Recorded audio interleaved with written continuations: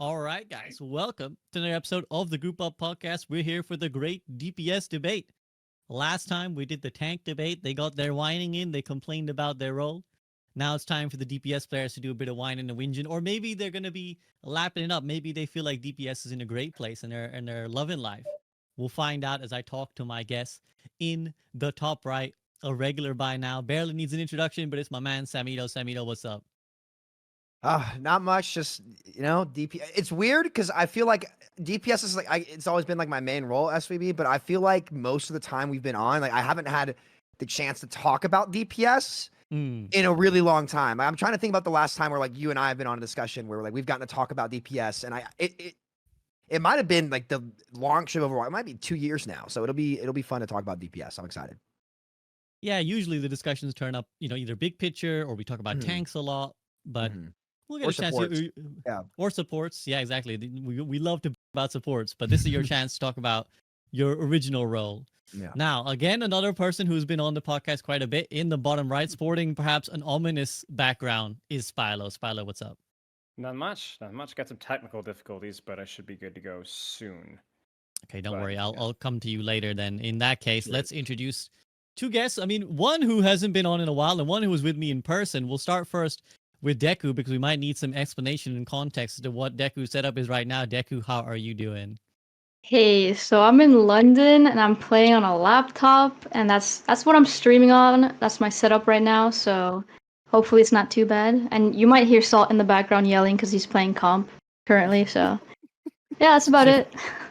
So if a random voice starts yelling about Reinhardt or Brig, then you kind of know what's going on there. Yeah, pretty much.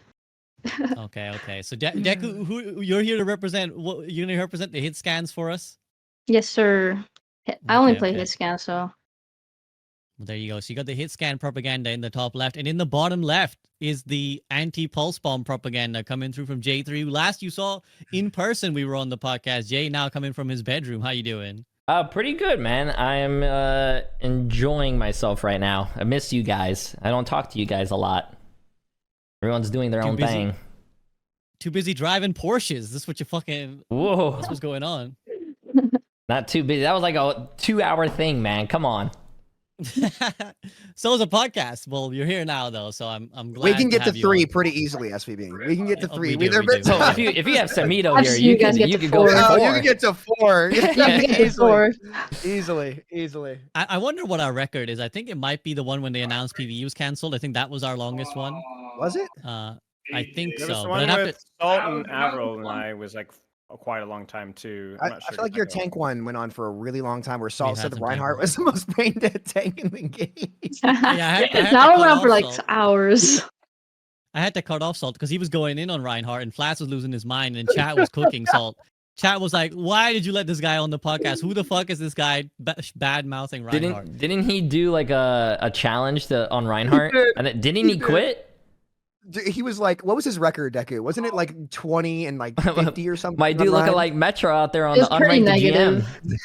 I think his account was like, because he was playing on an alt account, his account was like maybe top 100 to top 50. At some point it was Masters 3, and I think back to like Masters 1 or something, but yeah. The clip where he shatters the Lucio, pins, and then he gets gripped, and then he just starts like twerking on the camera. There he is. Yeah. There he is. He's like, what are you talking about? What was your record on Reinhardt? I had a 45% win rate in total. But guys, listen. I'm telling you, that hero is strong. That's what I'm saying. Listen, Cloudy and Hattie both said the hero's OP. I don't want to hear it. Let's do video. SVB, I hope you watch it when it comes out. Okay, I got you, man. I got you. We'll have a Reinhardt discussion at some point. I'll let you have your piece. I'll let you say your piece. But for now, we're gonna stick to talking about DPS. So, my guys, my fellas, how are you feeling about DPS overall at this current state? So, just give me your overall general thoughts on the state of DPS. Are you happy? Are you unhappy? I'll go to Jay first. Jay3, representing the DPS. How do you find them? I feel like they could do a better job on like the overall balance. I think right now, I mean, at least I'm having fun on the role. I don't know about anyone else, but I do feel like they kind of botched some characters. Like Hanzo, I feel like Hanzo could probably, like, some characters could be like buffed or a little bit more, because I right now I feel like there's a, I guess there's a meta. There's Cassidy's really good. Sojourn's really good. Pharah has been a sleeper pick, and Pharah has been really like fire lately. But I wish more characters were a little bit more viable. I mean, I don't know about the projectiles. Samito can go on that, but We will. yeah. What do you call it? But I think the game is good right now. The DPS is good right now. I don't know about the game. The game has been feeling a little stale for me, so I feel. Okay, well, I'm glad at least you feel like DPS is pretty good. You maybe feel like there could be some more diversity, but I think you're expressing also sentiment that most of the hardcore grinders always come to is like, I'm getting a bit stale now. But Yeah. sticking to the DPS, Deku, how have you found the role of DPS to be? And maybe you want to give an ear as well how you find the game to be. I feel like DPS has just been pretty stale ever since they made the hitboxes bigger. I don't know why. It's just like, it feels like hitting those skill shots now just don't feel as fun anymore, as like rewarding or anything. It's just like, oh, you just do it now or whatever. And the role itself it's like not super strong. I still feel tank is way stronger than DPS. Like, your tank can do more than you in every situation almost. So I don't know. I'm like iffy about it, but overall, it's not too horrible right now. It just feels stale. But the game feels stale, so maybe that's just because the game entirely feels stale. There's not a lot of stuff going on. Maybe. I mean, you're partly just exposing how good you are, Deku. You're like, oh, you just do it. You just click. No, them. I'm hard stuck I'm like here. Masters 1 right now, so I'm not even that good. But like, it just feels boring after they changed the hitboxes, for me at least. I don't like it. That's fair. That's fair. I'll take it to Sam next because he's technically representing DPS, and then let Spilo be the objective consultant. I'm just a sub, man. I'm just here to laugh. That's all I do, man. No. I'll explain in a second what Spilo's talking about. But Sam, so- you first. And then Spilo, we're gonna need the lore on the choice of the background for today. I'm getting some I agree with SB, some ominous sentiment with that one, but we'll see. So DPS in general, let's talk where the role is at now compared to towards the start of Overwatch 2. The DPS passive change in season 9 absolutely addressed the role not being like strong whatsoever. Season 7 and season 8 of playing DPS felt so miserable. Like, the Q times were instant. Like, it's just, you could not out damage any of the crazy healing that was in the game. So like, the DPS passive itself definitely bumped DPS up to kind of be like middle of the pack and more competitive with the other roles. I think Jay nailed it when he said that there's an issue with hero strength across the role. I mean, we kind of expected this with season 9. I think that the devs definitely could have done a better job at this point now, and hopefully by the start of season 11, addressing some of the outliers that clearly got left behind. I take it we're gonna go through like a lot of the DPS characters individually today. I'm gonna wait on Pharah, and I'm gonna apologize to everybody what I'm gonna say about Pharah, because it means everybody's gonna start picking Pharah, and playing against Pharah is really annoying. But she's the strongest projectile hero in the game and ranked by far, not even close. And after playing her, we'll talk about what changed that made her get to that point. She's just ranged Junkrat now, but better in my opinion. Then I would say it definitely is stale. I don't think that's because of the DPS role though. I think that's just the state of the game, and like there's just less options in this game for DPS. You can access the space easier, Spilo, that we talked about, but I just think there's less options, and that makes it feel stale easier, especially with the hitbox changes too, which I'm going to talk about those a little bit as well later on. But I think I'm going to pass the baton here to Spilo because I think that's all I got for introductions. Hitbox changes are good, guys. I'm turning 30. Come on. I'm not far behind you, man. I'm not far behind you. So Am I the oldest one here? No, wait, SUB, you're older than I am, right? I was gonna say I am 30, dude, and I sucked before, so that didn't really change. So All Jay3 talks about his age, but he honestly has no excuse. He's like the third or fourth oldest here, so I think I'm the no third. excuse. But what year were you guys when do you born? turn 30? I'm 94. I turned 30 in November. Yeah, so you're younger than me. Oof.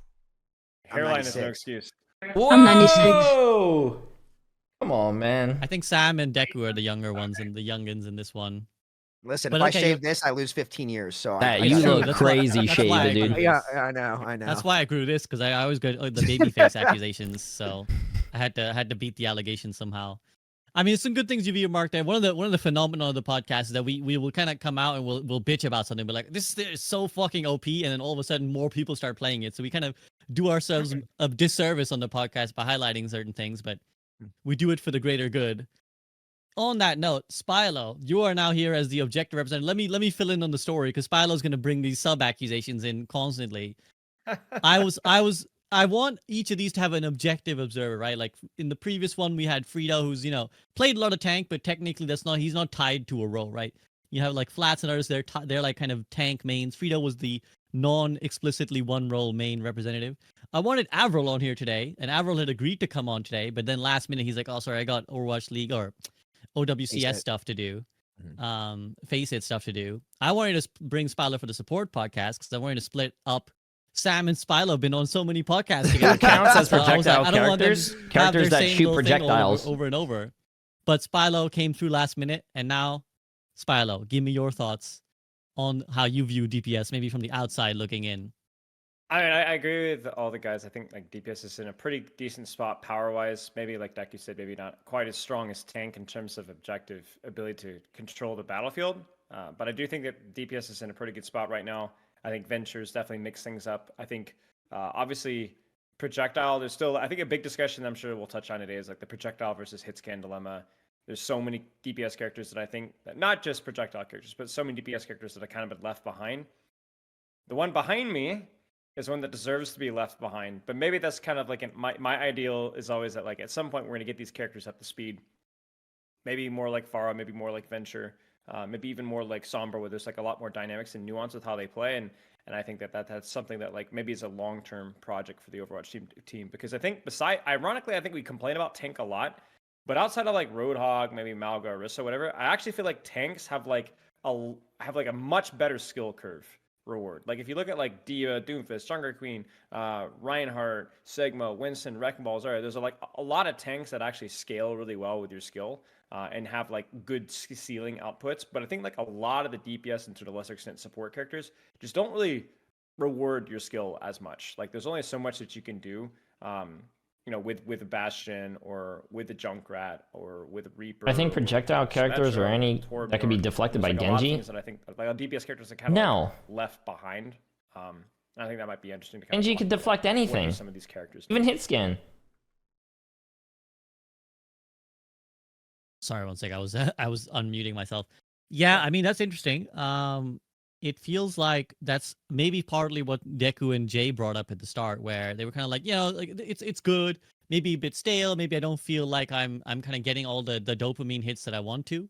So I'm gonna take it to Jay back first.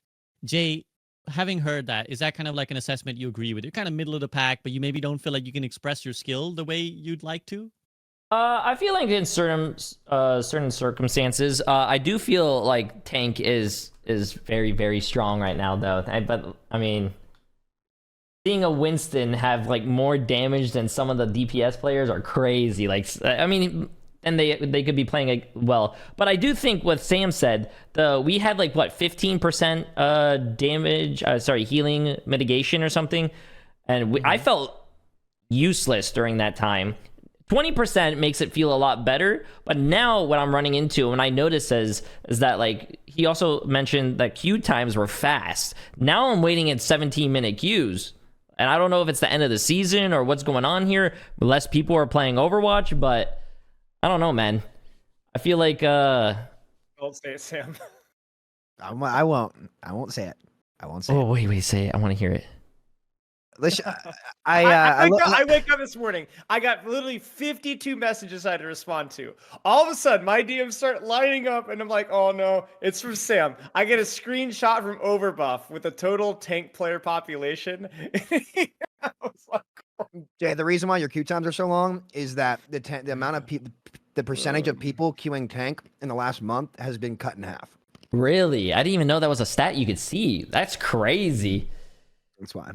Yeah. So Well, yeah, I think so. Sam's been spreading the screenshot around. I think in all his DMs about the percentage of players picking tank, and it's gone down, as Sam was saying. I thought you said it was 25%. Well, it was. Sorry. It was in comp specifically. That 25% was net. In comp specifically, it was at 21% of people were queuing tank, and this season towards the end, it's at 12.74. Oh damn. Okay. So yeah, I mean, what? So that's perhaps the reason. Maybe Jay, it has nothing to do with DPS. Is the reason your queue time. I didn't even know that. That's crazy.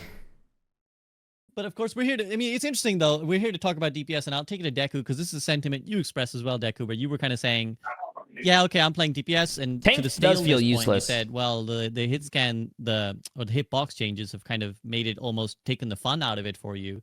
But you've also felt like, well, I still feel like the tanks are the one controlling the game. So, do you think that that's like just always going to be the case in Overwatch 2, or do you think it's something to do with the power level of DPS is where it's at currently? I think the power level of DPS is fine where it's at. I just think you're not gonna like what I'm gonna say. I think it's just a 5v5 thing, man. Like, I think it's just, why have a giga tank when you can just have 2 baby tanks, you know? I preferred 6v6, that's all I'm gonna say. But, Yeah. I don't know, it's always gonna be rock, paper, scissors for the tanks, because the tanks are always gonna, like, dictate, like, who's winning the point, like, what's happening. It's always gonna be on the tank pretty much most of the games. At least that's been my experience queuing up.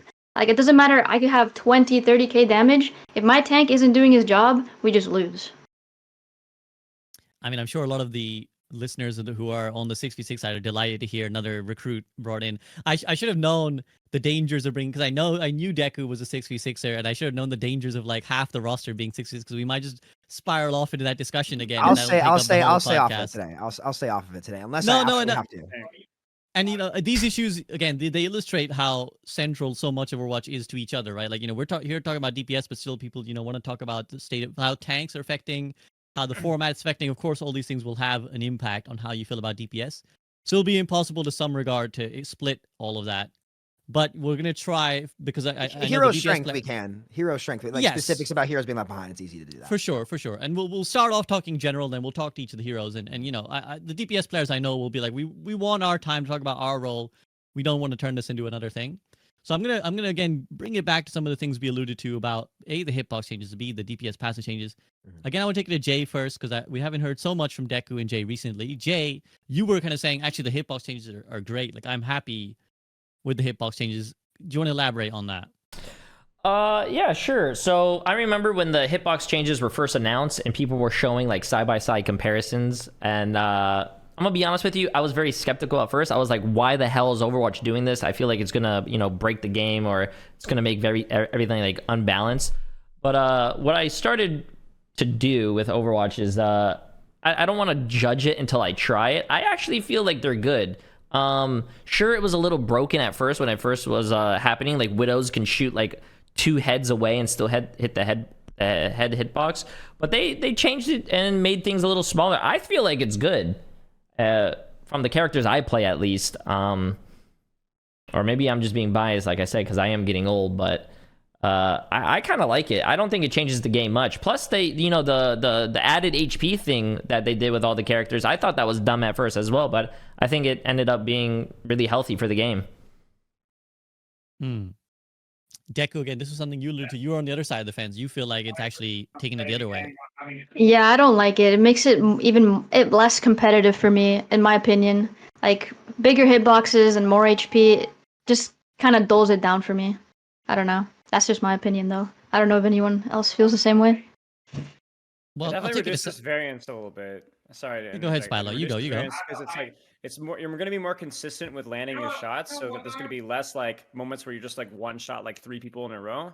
But then at the same time, it's like there's going to be fewer circumstances where you're just like whiff. So it's like, it really depends on like what your cup of tea is, you know? Because they wanted it. We know that it was like to reduce the burst damage and to reduce the number of one shots in the game. And by that metric, I think it was pretty successful. But it does mean that like you're not going to have those clips where Hans is going to induct 3 arrows and kill 3 people, you know, or Widow's going to clip. Because even with a Widow, you can still one shot, but now you have to charge it that extra amount of HP, and so it's just like there's just fewer like. It did increase the time to kill, right? There's fewer pop-off moments, but that also means that like it's easier to do more consistent damage, and it's like being on the other side of like just getting basically one shot over and over again. It's like that is the upside as well. So it's like almost a preference thing, and clearly developers like they don't like the one shots, like they don't like that in the game. Well, Mm. before I I ask Sam's opinion, oh, you actually go ahead and finish, Deku. Go ahead. Oh, I actually miss the Hanzo one shot. Now he feels so boring. Like now he just feels so shit unless you have a That's mercy true. pocket. Yeah, Sam and I had a long talk about that. I think we've got some ideas that we like. Guys, what do you mean? His stats are fine. Come on. Yeah. That's whatever. Yeah, I we'll still talk can't- about Hanzo dedicated, and I was almost tempted to DM Arg before this because I know he's been on a crusade of like Yeah. boycott the game until they fix Hanzo, and I was tempted to be like, hey man, like can you give me your summary of what your stance is, but I didn't in the end. I figured there's enough Hanzo representation between Deku and Sam. But before I do take it to Sam, Spilo, you said this is like, it's like a pick your poison. What do you prefer, like as an individual? Are you happy with the overall? Yeah, I'd Hitbox say I'm and happy with it. I'd say I'm not like I don't really have a really strong opinion about it, but I was kind of like Jay said, I kind of like reserve my judgment until things are tried out, and I was like, hey, you know what, this works as a one shot like deterrent, while without necessarily ruining things. It definitely changed some breakpoints. Obviously, like some of the projectile characters, kind of like May lost her one shot, and Tracer, Hanzo lost his one shot, Junkrat lost his one tap, but like that, those are like really double-edged swords. They definitely hurt the identity of some of those characters. But also, people really hated some of those things too. Even stuff like Afara can't two-tap you as easily with rockets, right? It requires a damage. So there's like a lot of like breakpoints that changed, but not all of those breakpoints were like, oh, we're all crying and in tears. So I would say I'm overall slightly in favor. That's about it where I stand.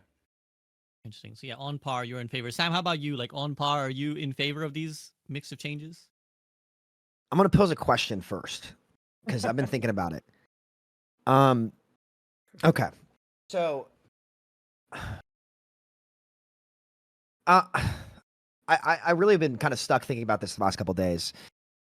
Do you guys? So, you're never going to hit every shot, right? You're like even with the bigger hitbox size, it did help with your aim. You're never going to hit every shot, so you don't always benefit from the bigger hitbox size. But every character in the game is always going to benefit from having more health. If that makes sense. Like you're always that health point, like those health points are always going to be there, but you're not going to hit every shot. So, and this is where I've just been stuck, to be honest with you. I wish that they were able to accurately adjust more heroes across the board to be. I would like to see how this would play when more characters were viable.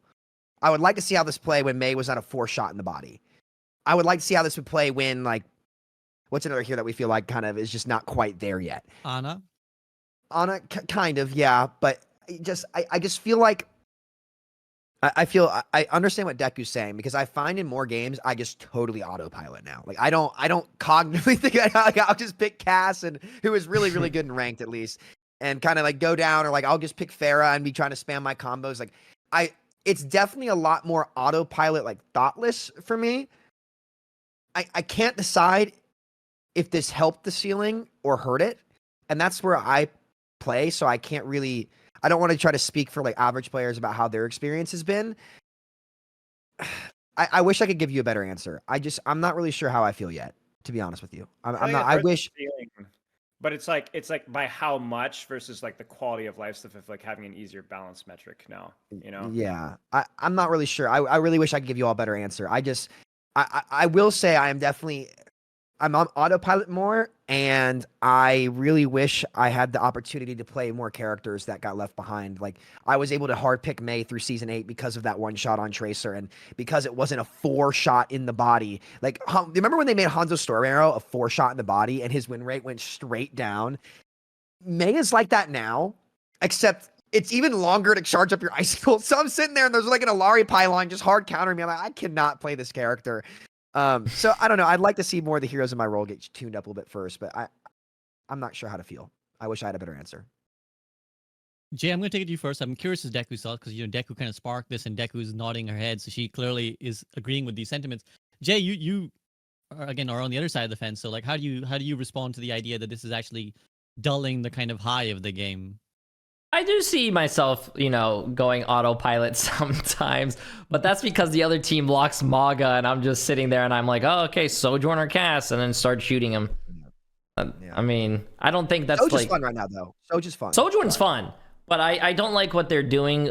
I guess what they did, they like kind of catered to like and no offense to the lower ranked players when they said they couldn't land their rails or keep their energy. So now Sojourn has that 25 extra energy, or I think it's 25 that she keeps. I think that was like really dumb. I don't think she needed that, but I mean, that's where I'm at. I just think Is it autopilot because everything is easier to shoot? So and there's like less, the TDK is a little bit longer, so people are like a little bit more relaxed. Like I'm no, not sure, it's like, just like a rinse and repeat right now, in my opinion. Like you said shoot the Roadhog. It's either Roadhog or Maga. You just build your rail someone. Build your rail someone. You're just going Cassidy and start left clicking the Maga. Keep high noon. When he cages, you high noon the cage. So is that autopilot though? Because you're kind of narrowing in on a few heroes. Is that like a meta staleness that you're kind of running these same similar heroes, Cass, Sojourn? Is that a meta staleness, or is that a staleness that comes from this like hitbox changes and all that, and the health changes? Where do you think you'd pin it down to? I don't think it's the hitbox. I wouldn't say it's the health either. I think it's just the meta right now, to be honest with you. I actually Staleness in the game. Yeah, just because I mean, you see a lot of other streamers right now. They're all streaming other games. They don't really even play that Overwatch that much. Everyone's playing Elden Ring or some other game. I saw Imam die to a goat. Yeah, That was pretty funny. I did see that. That was funny. Oh my god. I mean, again, as always, it's all these interconnected tangents kind of coming together as one, right? Because partly it's that there's not going to be a new hero next season, and we've kind of the hype around Oasis, the new appreciate season it, has by died the way. a little bit, and people feel like Overwatch is being left behind. Combine that with the fact that it's towards the end of the season, so everyone's kind of a little bit worn out, a little bit like we've kind of played it all. So Deco, I'm gonna take it back to you now. Like, you land on this being firmly a case caused by the changes, not by all these stale aspects I've talked about now. I mean, it could also be to do with that as well, like in combination with it, because the game overall just. I mean, I'm just glad I haven't seen Orisa being picked a lot, also, because like that was the problem last time. But I mean, overall, it's like you only see a couple hero picks for DPS. Like every game, I see Cassidy every single game, no matter what. There's one Cassidy on each team. Sojourn almost every game. Tracer and Pharah. That's what I see the most. And I feel like it's partly because like the DPS passive, I feel like Tracer benefits the most, and so does Sojourn. I don't know. That could be it too. But I don't know. So we've kind of narrowed it on basically hit scan plus Pharah as like these are the only heroes that get picked. Kind of, yeah. Like I don't see a lot of much of anything else, really. I'm not gonna lie to you. Like I've played maybe like 2 weeks straight, and that's all I've seen in every game. Interesting.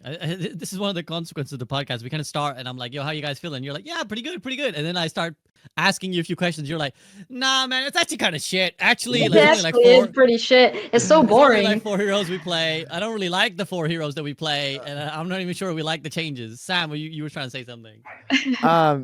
No, it's just I think this is where, and Spilo, I think we'll probably take the conversation there. I think in general, hit scan benefited a lot more than the projectile heroes did from the projectile size increase. It's that in tandem with the DPS passive. Like what's been good in Overwatch, we said this for years on podcasts, is what's the most consistent, right? It's really easy to pick up a lot of these characters and just, I'm not saying they're OP. I'm just saying like they're just more consistent. Like obviously, like if you have no projectile travel time on like hit scan, like it's going to be easier generally speaking to land those because they're going to be more consistent. And right now, especially with really 2 of the tanks that you see a lot in ranked being like very, very high sustain tanks, consistent damage is going to be really, really, really important to continuously mark things, stuff like that. So I think that's kind of where that comes from. Aside from Pharah, who I am excited to get to later. I'm not excited for all the tank players who are going to have to deal with all the Pharahs in their games. Because listen, the cat's out of the bag on Pharah at this point. The cat is out of the bag. She's really, really good. I actually think she's better in ranked than Echo, which is crazy to say. Because of the Season 9 changes. Because again, what's Echo based on a ton? Getting them to the half health mark, right? And so she didn't get any damage increases. She's a little bit more consistent, but it's definitely harder to proc that beam with the sticky combo and stuff like that than it was previously. Though her copy buff was really nice. You can actually sometimes get your ult and copy, which is nice. Unless you shoot a tank, which we'll get there. We'll get there about 10 minutes. I love Sumito's ranks. Dude, Can I? okay. I know, listen, I know you two remember this. I'm just going to go real quick. Do y'all remember those games in like OW1 before the tank passive? Because you guys would play Ash. Those games where you're getting the fat dynamites and you're churning a Bob every fight.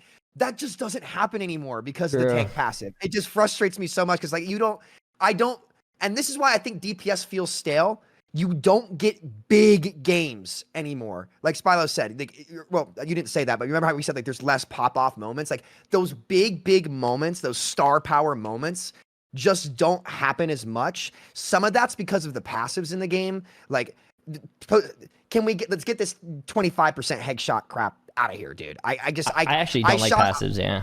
Dude, I shot a Roadhog. Okay, I picked Cass. Okay. I nail this hog 4 times in the head on well.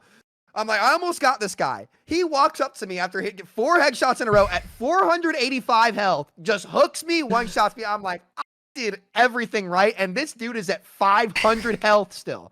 Like, I miss getting big reward when I have my big games. And that's kind of why I think I'm on autopilot now, because it just doesn't feel like I get as much out of those big moments as I used to. And I agree with what Stylosa said that must have been years ago, SVB, where he was like, people play Overwatch for those big moments. The agility 6K blade, the big triple mine tires in the back lines, the quad pulses, right? Deku, the 4 headshots on Widow where you're just turning the corner, boom, boom, boom, boom, boom. That explosiveness, right? That's something that Overwatch captures that you rarely see in Valorant. You rarely see in any other game. That's what made like this game have its niche and the fun. And I just wish we dove more into that instead of it seems like passive value that takes away from it, or like Spilo brainless mitigation. I don't know, maybe I'm wrong, but yeah, I want to pose this question to Spilo because, a lot of the things that you're referring to, Sam, it feels like, the devs kind of,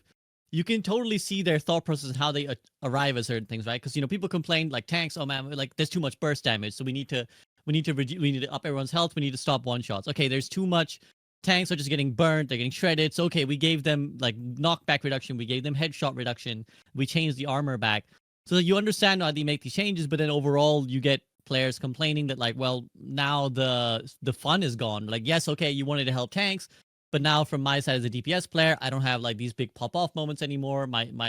The edge is dulled on everything. So again, we go back to that idea of like, well, at what cost these changes come, right? Like where's the line where they're good and where's the line where it's like actually they've done too much and they're hurting the game now. So yeah, I'm curious about your thoughts as to like how we've arrived here and if this is a good place to be. I mean, I think what Sam said is just like, nothing should be given for free, right? Like nothing should be given for free. Like if you make a mistake, you should be punished. If you do something well, you should be rewarded. And I think that's where like we have to be. To me, I've always looked at, if we want to lean into the 5v5 tank dynamic, right? And how then it needs to be that the tank has tools. Chat. I see what you guys are saying. It has to apply those tools. It wakes up first thing in the morning, it's got the toolbox in the garage, and it's got all these nice tools, but it doesn't have the fort in the backyard built for it, right? Like you actually have to go out there and you have to use the tools that you have to bubble off this and then use this and then parry this and then use your mobility this way. And like that's fine. I think that's fine. Like maybe overtuned because 5v5, but at least there's fine. The problem is that when you get things like the headshot damage reduction and like even like the DPS passive, right? Like I don't feel satisfied securing a kill because I applied the DPS passive. That I didn't choose that. It just happened, right? It wasn't a strategic decision. I don't feel good about it. I don't feel happy. And yet it had a significant impact on the battlefield, right? So anything that doesn't feel like I had any hand in it, it just was given to me. Obviously, guess we're kind of talking about passives here, but I think that's just a good general rule across the board. When we're talking about even hero design, like I think a lot of the projectile characters, it's like that's why hit scan can feel so satisfying because it always goes, oh, if I just hit that shot, then we would have won, right? Like, in fact, that's a trap that a lot of players get into is they overthink their mechanical side of things. But ultimately, that is a good thing. It's where you feel like I can always do a little bit better if I'm just a little bit better. And I think that a lot of the DPS characters maybe don't have that opportunity. And I think a lot of the passive value that we get across the game, across the role, that's not the direction you want to go. Not the direction you want to go. It should be very much like a Winston, right? Where like if you play your cards right with Winston, with your bubble, with your primal, with your bubble dancing, the timing of your engage, landing damage, staging, you could feel almost unkillable and can run the lobby, right? But you compare that with a Roadhog like or Orisa, like even a bad Roadhog, Orisa, Ramattra, Malga, it's actually kind of hard to kill them. Like, right? What does Hawk always say? Like, how can you tell the difference between a good and a bad Ramattra? I challenge you to do that. You can. You obviously can go in the VOD and study the details, but they're extremely hard to tell, and it just doesn't feel like, oh wow, that's a great Ramattra. It's just The Ramattra forever. like I mean, free so mitigation isn't fun for anybody. I'm really curious as to Deku and Jay Sauce. I'm going to give them an extended session in a second. But before we go there, I want to just, from Spylo, is like, well, we're kind of alluding to, well, passives, right? Like, well, everything is being given passively. Like the armor changes, the health changes, the hitbox changes, the DPS passive. So what's the alternative? Because in a sense, we're saying that like all X heroes need this. Like all the DPS heroes kind of needed something. But then we're saying, well, maybe the passes are too free. What's the alternative? How do we give this overall feeling without a passive? Well, you have to treat it on a case-by-case basis. You can't give it a passive, like you look at something like Sustain's broken, we need to give a DPS passive. No, you don't. You need to address the individual sustain of the characters that have problematic sustain. That's it. We buffed every support ability too. So that's why like gap shift, stuff like that. This DPS character is struggling, right? So no, they don't. No, I think the two is it's like this is relevant to the DPS because not every DPS benefits from the DPS passive, right? Character like Widowmaker doesn't give a rip about the DPS passive. Character like Hanzo doesn't care about the DPS passive all that much. So then you have a balancing problem where, well, does Hanzo feel bad? Well, no, because he didn't need it. Well, then should we give him something? It's like you really need to go by case basis, and you even have things like the Tracer can spray from across the map and apply the DPS passive. That's not that relevant, but it is another symptom of the problem. So it's like you have to go into like a case-by-case basis and address what the characters need. I just think you need to be really careful. The only thing that I think should be painted with a broad brush is quality of life stuff. Like I really like the heal passive, right? I freaking love that. I think it's actually been so good for DPS characters that you're not relying on a healer if you do go on a hard flank. Like that just feels good for everybody. That's great. We love that. But competitive combat value, I think is the key thing that you have to watch out for. So I'll go to Jay first, then Deku. Jay, do you kind of agree with the sentiment that like it's a lot of this passive stuff that's the reason why you're autopiloting a lot these days? I do feel like I actually just never really enjoyed passives in general. When we like Samito was talking about the Overwatch 1 stuff, and I do think it's case by case, like Spylo was saying. Tracer does benefit way more than Hanzo does, because Tracer could just spray and apply the passive. Hanzo really can't.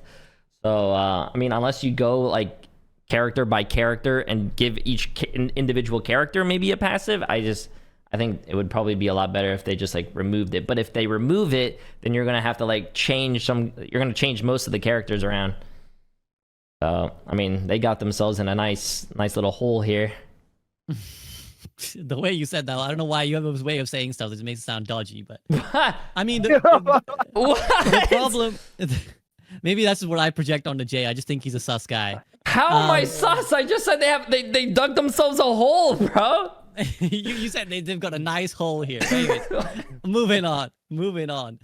What I will say is that there is a consideration on the developer side as well. It's easy for us as players to kind of sit here and be like, this is bad, this is dumb. But like, obviously, it would be great if we could get a case by case answer to everything. But the reason they've done the patch is that it's quicker, simpler, and sort of practical on the dev side, right? It's like the time it would take. We've seen how long it takes to rework heroes. Or like it takes dev time. It takes a lot of maybe months of work, and then even then maybe sometimes it doesn't come out looking much different than the current iteration. And so we have the passives is like hey, well, we tweak this knob and like everyone is better. Like everyone in this role is stronger. Everyone in this role is weaker.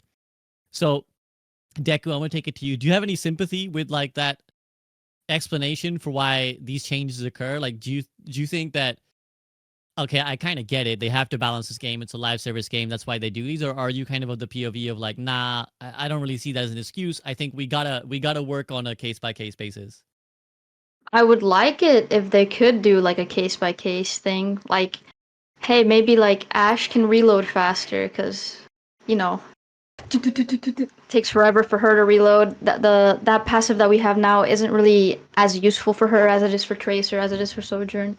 So I wish they could do that, but it doesn't seem realistic, I don't think. But I'm not sure what else they could do for DPS to be like as strong as it is without like some of them not being able to shine as much as others. So it's a hard decision. I'm not sure. Hmm. And you've kind of said that you just kind of prefer how things were. I liked I'm it how it was go ahead. before the hitbox changes and like having more health and stuff like that, but I'm not sure how it'll help the game now if you went back to that. Because if you kept the DPS passive with that, it's just too much. DPS would be way too powerful, right? Right. So what do you see as like the more ideal state? Like if you were to suggest something right now, like looking at the state of things, where would you lean? Like what do you want to see done? I don't know. Me personally, I would revert back like the HP and the HP and the hitboxes, and maybe nerf the passive for DPS as like a little bit, so it's like even with it. But maybe that would make it more fun, more pop off moments for DPS and stuff like that. But other than that, I don't really see a real fix to the game other than going back to 6v6. You know, speaking about Well, that, they should. Sorry, Yeah, go ahead, Jay. they should make a arcade game mode that's 6v6, the last patch of Overwatch 1. Let's see how that goes, and then go from there. They should do that. If only Yeah, we they had a should, they date or a patch in mind. I don't know. Maybe somebody has any idea about like what specific month might be a great month for them to go back to. If there was only somebody in this podcast that could have an idea. Well, That obviously sucks. we've kind of gone in that direction much with these two on on the viewer side. On my right hand side there's Sam and there's Spilo. I will probe a little bit now on Deku and Jay, because you guys are both bringing it up. I'll go to Deku first and then Jay again. It's awful. I think some people would be surprised to hear DPS players feel like, oh, well, actually 6v6 was a lot better, because the consensus is, if I can put it this way, is that the roles that benefited the most from the switch to 5v5 were the DPS and the support players. Like the tanks maybe suffered and are suffering, but they kind of, the consensus was, well, we didn't have a lot of tank players, so we needed to do this. We cut them in half. We solved that, but at least now the DPS players have more room. They're not shooting double shields. The support players can make more plays.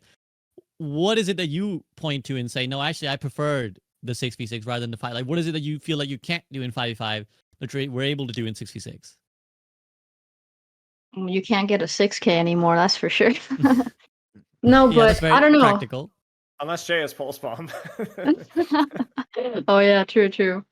Come I don't on, know. man. 6v6 just felt more balanced. It felt like you had more. You could do way more different tactics with 6v6. Like you had double bubble. You had Ryan Zarya. Obviously, double shield was an issue, but I feel like they could have just fixed that just by changing Orisa. Maybe like they did change Orisa. Maybe we could go back and Orisa could be how she is now in 6v6, and it'll be like just as good, and not really double shield issues there. But I just miss being able to pop off and get like 4 headshots in a row or 5, and not really. You can't get that anymore. Like it just doesn't happen in 5v5. And also in 5v5, tank just feels so oppressive. Like if I'm alone with a tank, I'm like, uh-oh. That's it. I'm done. GG's. You can't 1v1 a tank. You can't do much as a DPS in that aspect. What would you say is like stopping you from getting those 4 or 5Ks? Because like, okay, let's say you're playing Widowmaker. Technically you can still get the headshots in, and technically there's like, let's leave the tank at the equation, right? You still have 4 other people on the enemy team that you can kill. What would you say is like why you're not able to feel like you get those 4Ks anymore that you maybe could in Overwatch 1? I feel like there's just no like downtime or like not like the fights is always constantly happening if the tank is alive, right? So if your tank is alive and their tank is alive, there's always a fight, right? But as soon as one of the tanks dies, that's when you can pop off. But it's almost impossible to like kill the tank unless you kill the supports first. So it's like, and you can never get to the supports because they're always behind the tank. They got a Suzu, they got a Immortality, they got a TP. So I don't know. Maybe it's just all these new abilities as well that have piled on to it. that weren't in 6v6 and that are in 5v5 now as well. I will let Sam speak again. The reason I haven't already gone to Sam and Spilo is because we've kind of discussed this a lot amongst Yeah, ourselves. I just want to So I will go to Sam. articulate the feeling, because in 5v5 there are 2 less killable targets on the map for a DPS than were in Overwatch 1 outside of Sigma and Orisa. Right? 1 Roadhog right now is tankier than 2 Zaryas combined in Overwatch 1. And when the power was split between those 2 tanks, instead of all being in one, those were 2 additional options that you had a chance of killing unless they went double shield, BAP, and Brig. Even if they went back to 6v6 right now, it's actually not the tanks they'd have to address. It would have to be the AoE healing and the sustain, because that's what caused those metas. Otherwise, those comps got run over. So that's why you don't feel like you can get those kills. It's because what was the most frustrating thing to go up against in the history of Overwatch? Every meta that's kind of been unfun has been when sustain has been really, really powerful. In Overwatch 1, when that sustain was really powerful, it was a multitude of things coming together in one that required a lot of execution. Now it's just one base Roadhog at his skill floor because he gets that mitigation for free brainlessly that just sits there and right clicks and gets Suzu. It's so much easier to get those sustain heroes to be so insane now than it was before, because there were more variables that had to go into it and be executed on. Now it's just a Hog vaping or a Mauga shout going to the entire team and giving them all additional damage resistance and lifesteal. It's goats in one button. So that's why right now you don't see it as much. It's hero design that the format is forcing. So it's a bit of both. And that's where Spilo and I are really glad we had our discussion, Spilo, because we really got to the crux of that. But Deco, I hope that builds off of what you were trying to say. I didn't want to speak for you, but I think No, does that make sense? You said it better, yeah. No, It does make well, sense. Spilo and I have been sitting in thinking. He said it a lot. Yeah, he's been talking about it. He's got plenty of rehearsal in, so don't worry. You're impromptu. Yeah. Sorry to interrupt. He's got a script ready. No, you're good. You're good. Not to mention now 25% less headshot damage. So even when you get the big moments, like it's even like I said, I headshot a Hog 4 times in a row. He was like still about 2/3 health. I'm like, I can't kill this guy. So, Deck, anything you want to add? Because I want to take it to Jay next. Is there anything you want to chime in and reiterate? No, that was perfect. That's Okay. exactly. Okay, Jay, like let's take it to you. I don't know if your suggestion of like put 666 in the arcade was that like you personally wanted, or you just do it so that we can like end the discussion a little bit and like see how it would look. Probably just to end the discussion. I feel like, I mean, take other games for an example. Fortnite reverted back to their season 1 when the game was like first released. Overwatch should just do that. Try it out. I mean, people like nostalgia, bro. See what people say, because everyone's coming up with theories and people are saying, hey, you missed 6v6 because of the nostalgia, you missed 6v6 because of this, 5v5 is better, and just put it in the game mode, see what people say. If it becomes a very popular game mode, then you would see what you need to do. Hey, what's up, Dad? Sorry, my dad's in the chat. Yo, what's up, J3 Dad? But yeah, I think just give the people what they want, let them play it. The new players would play it as well, see what they missed out on for the past few years, and if it does pop off, hopefully you could take out mystery hero comp and put a 6v6 comp in there. But I mean that would bring up splitting the player base then. Yeah, it would. I mean, we'll get to the discussion of the practicality of that in a second. But where's your personal preference? Like you started this podcast saying I think I'm having a lot of fun. But where do you lie? Do you kind of put stock in the 6v6? Like, did you feel it's really hard, I think, to remember how you felt? Your 2 years YouTube ago. comments are at risk here, Jay. Ooh. How did you feel? What do I prefer right now? Just in general, like, what do you think? Yeah, what do you think? Shit. I'm gonna be honest with you. I would say there's some things I miss of 6v6. Like I do miss the tank synergy, like having 2 tanks, like a Reinhardt, a Zarya. We're never gonna see that unless you're playing open queue or some shit. And then you have the Winston Diva dives. Like I do feel like you're missing out on a lot of those. But and I do miss and that you don't get in 5v5, but you get in 6v6. If you 1v1 a tank on DPS and 6v6, you could have a possibility of winning. If you 1v1 a tank right now, you're gonna get demolished. I don't know where I stand, man. I would say I would like to play the game mode, see what I was missing before, and the nostalgia, but then I can make a decision. I don't know where I stand. That's totally fair. More people should probably be a bit more like you, where they're like, I don't know. Actually, I don't know if I do prefer 5v5 or if I would like 66 again. That comes from me, like, seeing these hit scan changes in the health buffs, where I'm like, what the hell are they doing this for? These changes seem like they're very lazy. Like, why balance the game when you could just give everyone 25 health? But like, then I tried it and I played it and I was like, okay, wait, maybe I was like, talking nonsense before, but I would like to try it. I don't know what I would pick right now, though. I'm gonna be completely honest with you. I do miss 6v6, but I don't know if that's because of nostalgia or anything, like I've been saying, or do I like 5v5 now? And did you feel like the change was better for DPS players, like overall, or like do you feel like actually maybe now you think maybe it wasn't? What, like 5v5? Yeah. Well, when they buffed it back to the passive to 20%, it's always back down to the passive. When they buffed it back to 20%, I felt like I was more useful in the game. When it was 15%, I felt like I was useless. It's hard to put a blanket on it too. It really depends on the hero. Like Yeah. Smile and I talked about this. Like Echo, Echo as a hero that like get benefits from like space being open, like had more things open up. And then if you're a Reaper player or a Sim player, you're kind of so it really depends like what you like to play. I think. Which is again, like I guess that's truly the answer for most things in Overwatch, right? It's like if there was any issue and you're like, well, how do you feel? It's going to be strongly influenced by what heroes you like to play, right? So I think that's always going to be a case. Spilo, to then what Jay3 and kind of Deku as well is bringing up.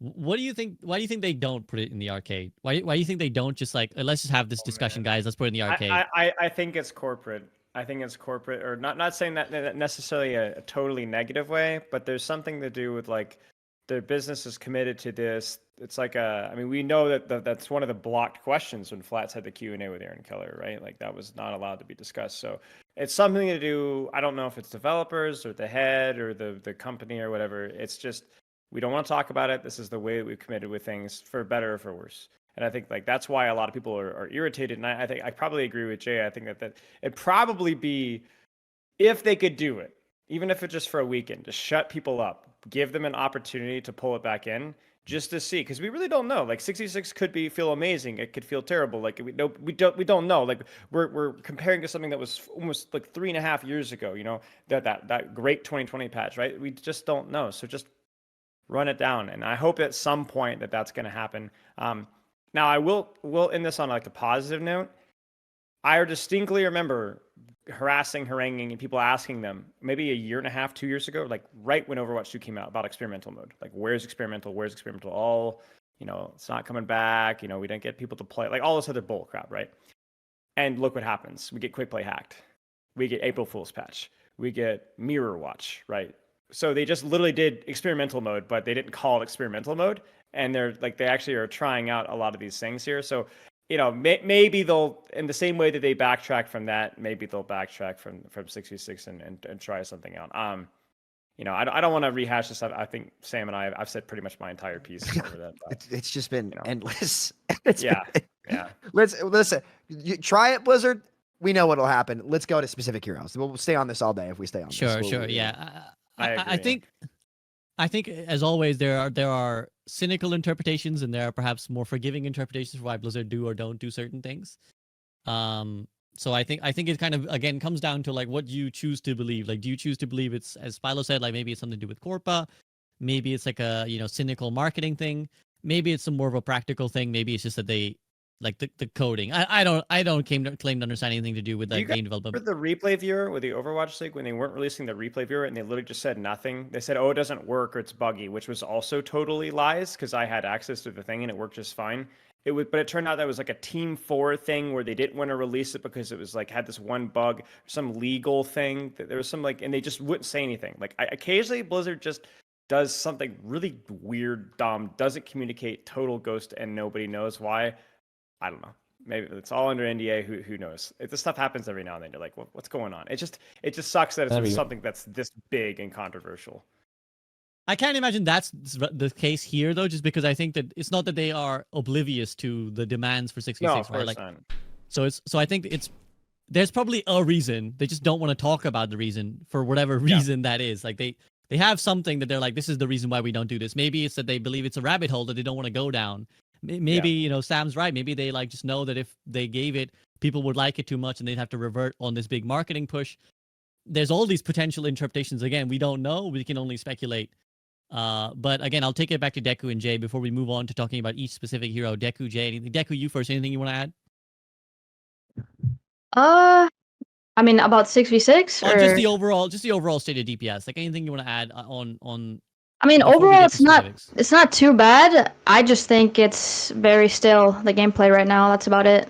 The game just feels stale right now. But maybe the next season will be better. That's what I keep saying. Jay. I'm basically on the same. You know, I think the game is just stale at this point. But I mean, I'm still thinking about the 6v6 right now. So you guys got me thinking about this. We got to listen, guys. I feel the collar coming off, so we got to move on. We got to move on. Yeah, I'm down to just move on. We got to move on. Sam reminds me of that scene from. Go ahead, Jay. Go ahead. Oh, I was just thinking. I'm thinking of all these possible scenarios that they could have done. Like, just make if you were playing tank, one shield viable, and you can't lock another shield tank.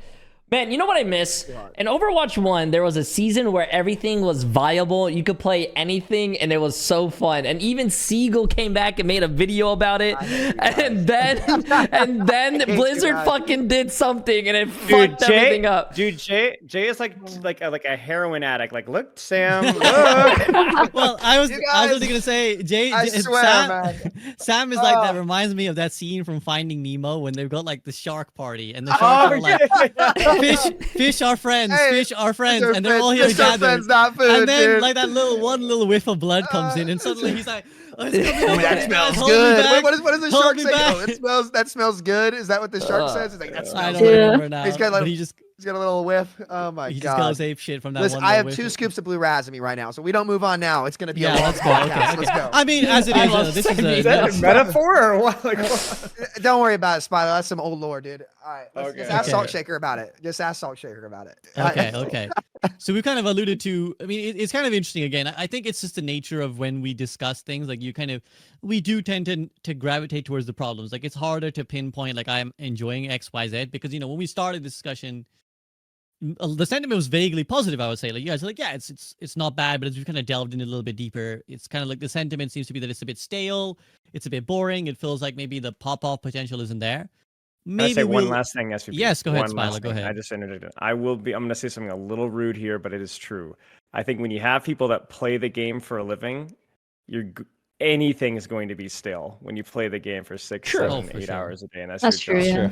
My impression, I don't play the game nearly enough to like let it be stale. When I play occasionally, I enjoy it. The people I work with and coach with that are generally like casual, even the ones that are in like masters, they're playing like a couple hours a day, right? Generally a little bit more positive. I think anything just like you rep it out, like it just is gonna feel stale. I will say that there's certain metas and heroes, like we've talked about this, that just make everything feel a lot worse the more that you play it. Like everyone gets, like Jay was saying, like shooting the Malga for the 700th time, right? But even a good game will feel stale if this is what you do for 3 months, right? And the next season, right? This is how it goes. Which, to be fair, has been better since we're not having like glacial patch changes. This stuff actually happens. Yeah.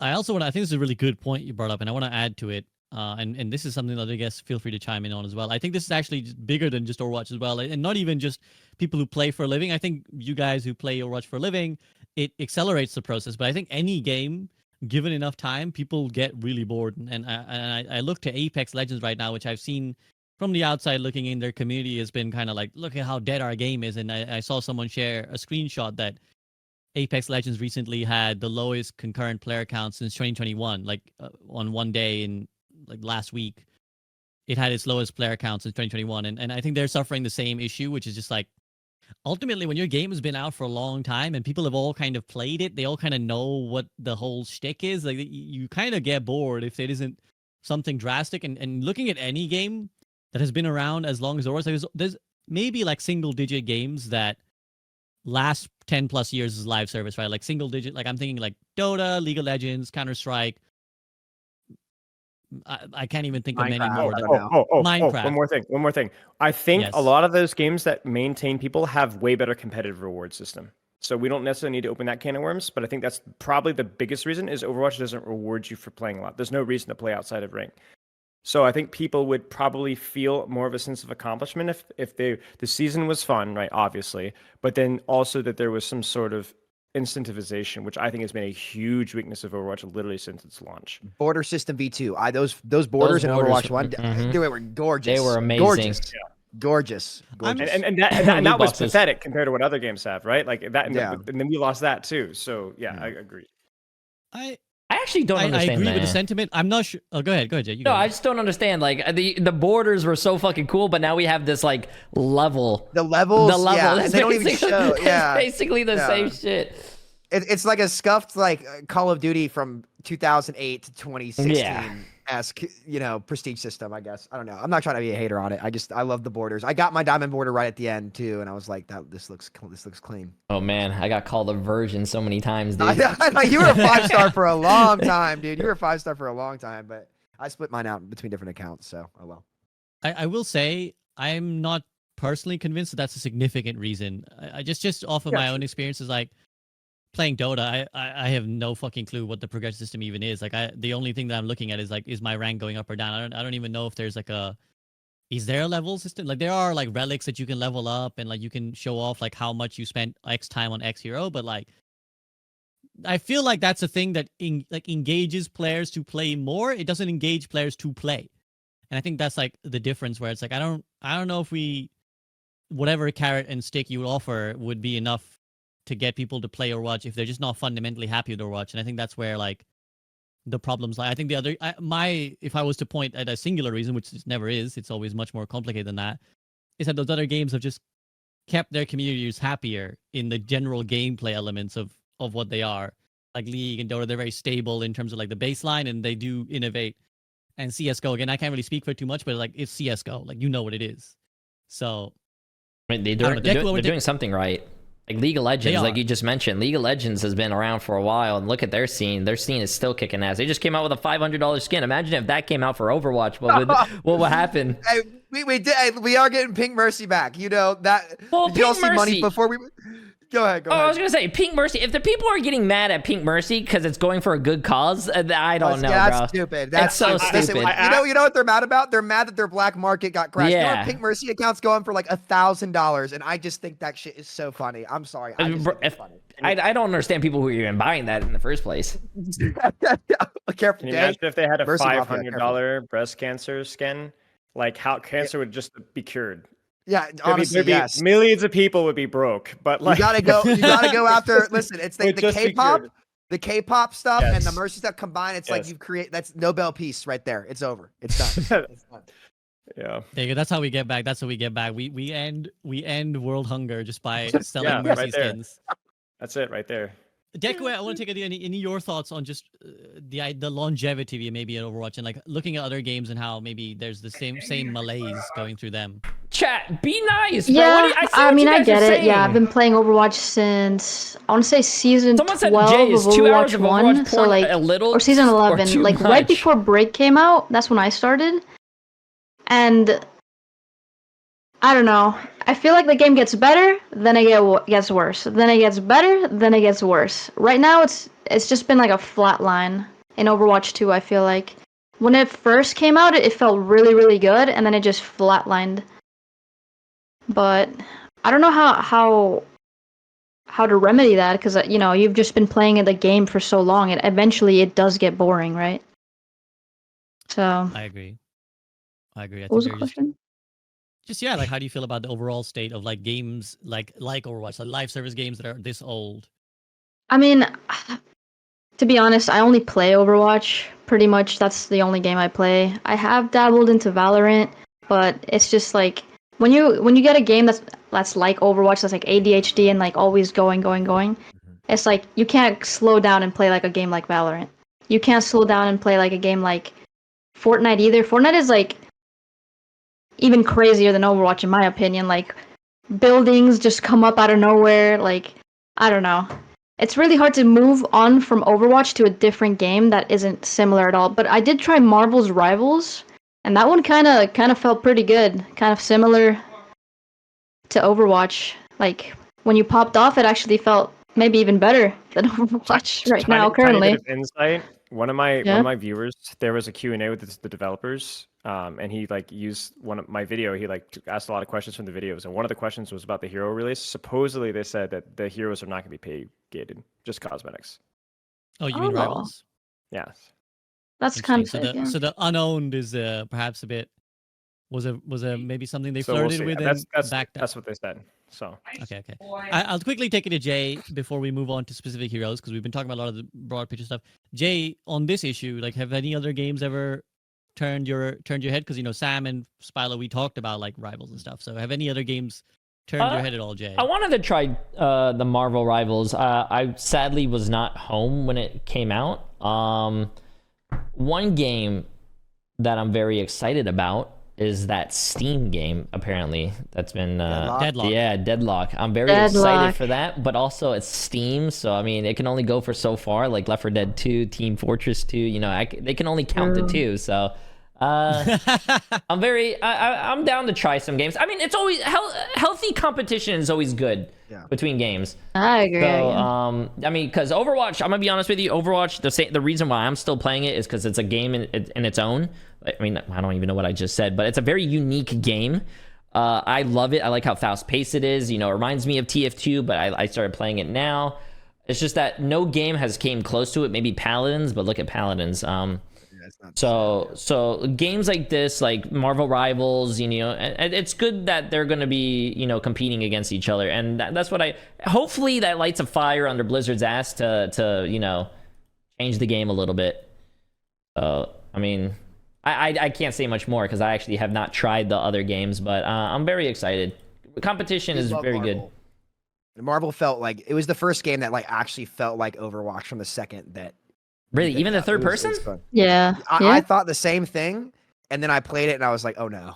Like I'm addicted. Like I played it all week. It was so much fun. Jesus, I was a little Black Panther one trick. Oof. I want to try it, but I think games like that will be good. Even if like it lights a fire under Blizzard's ass and they start changing stuff for the better, hopefully, or they start looking at other games and like League of Legends. There's like League of Legends and Counter-Strike. Their pro scene and their scene has been going on for years, and they're older games.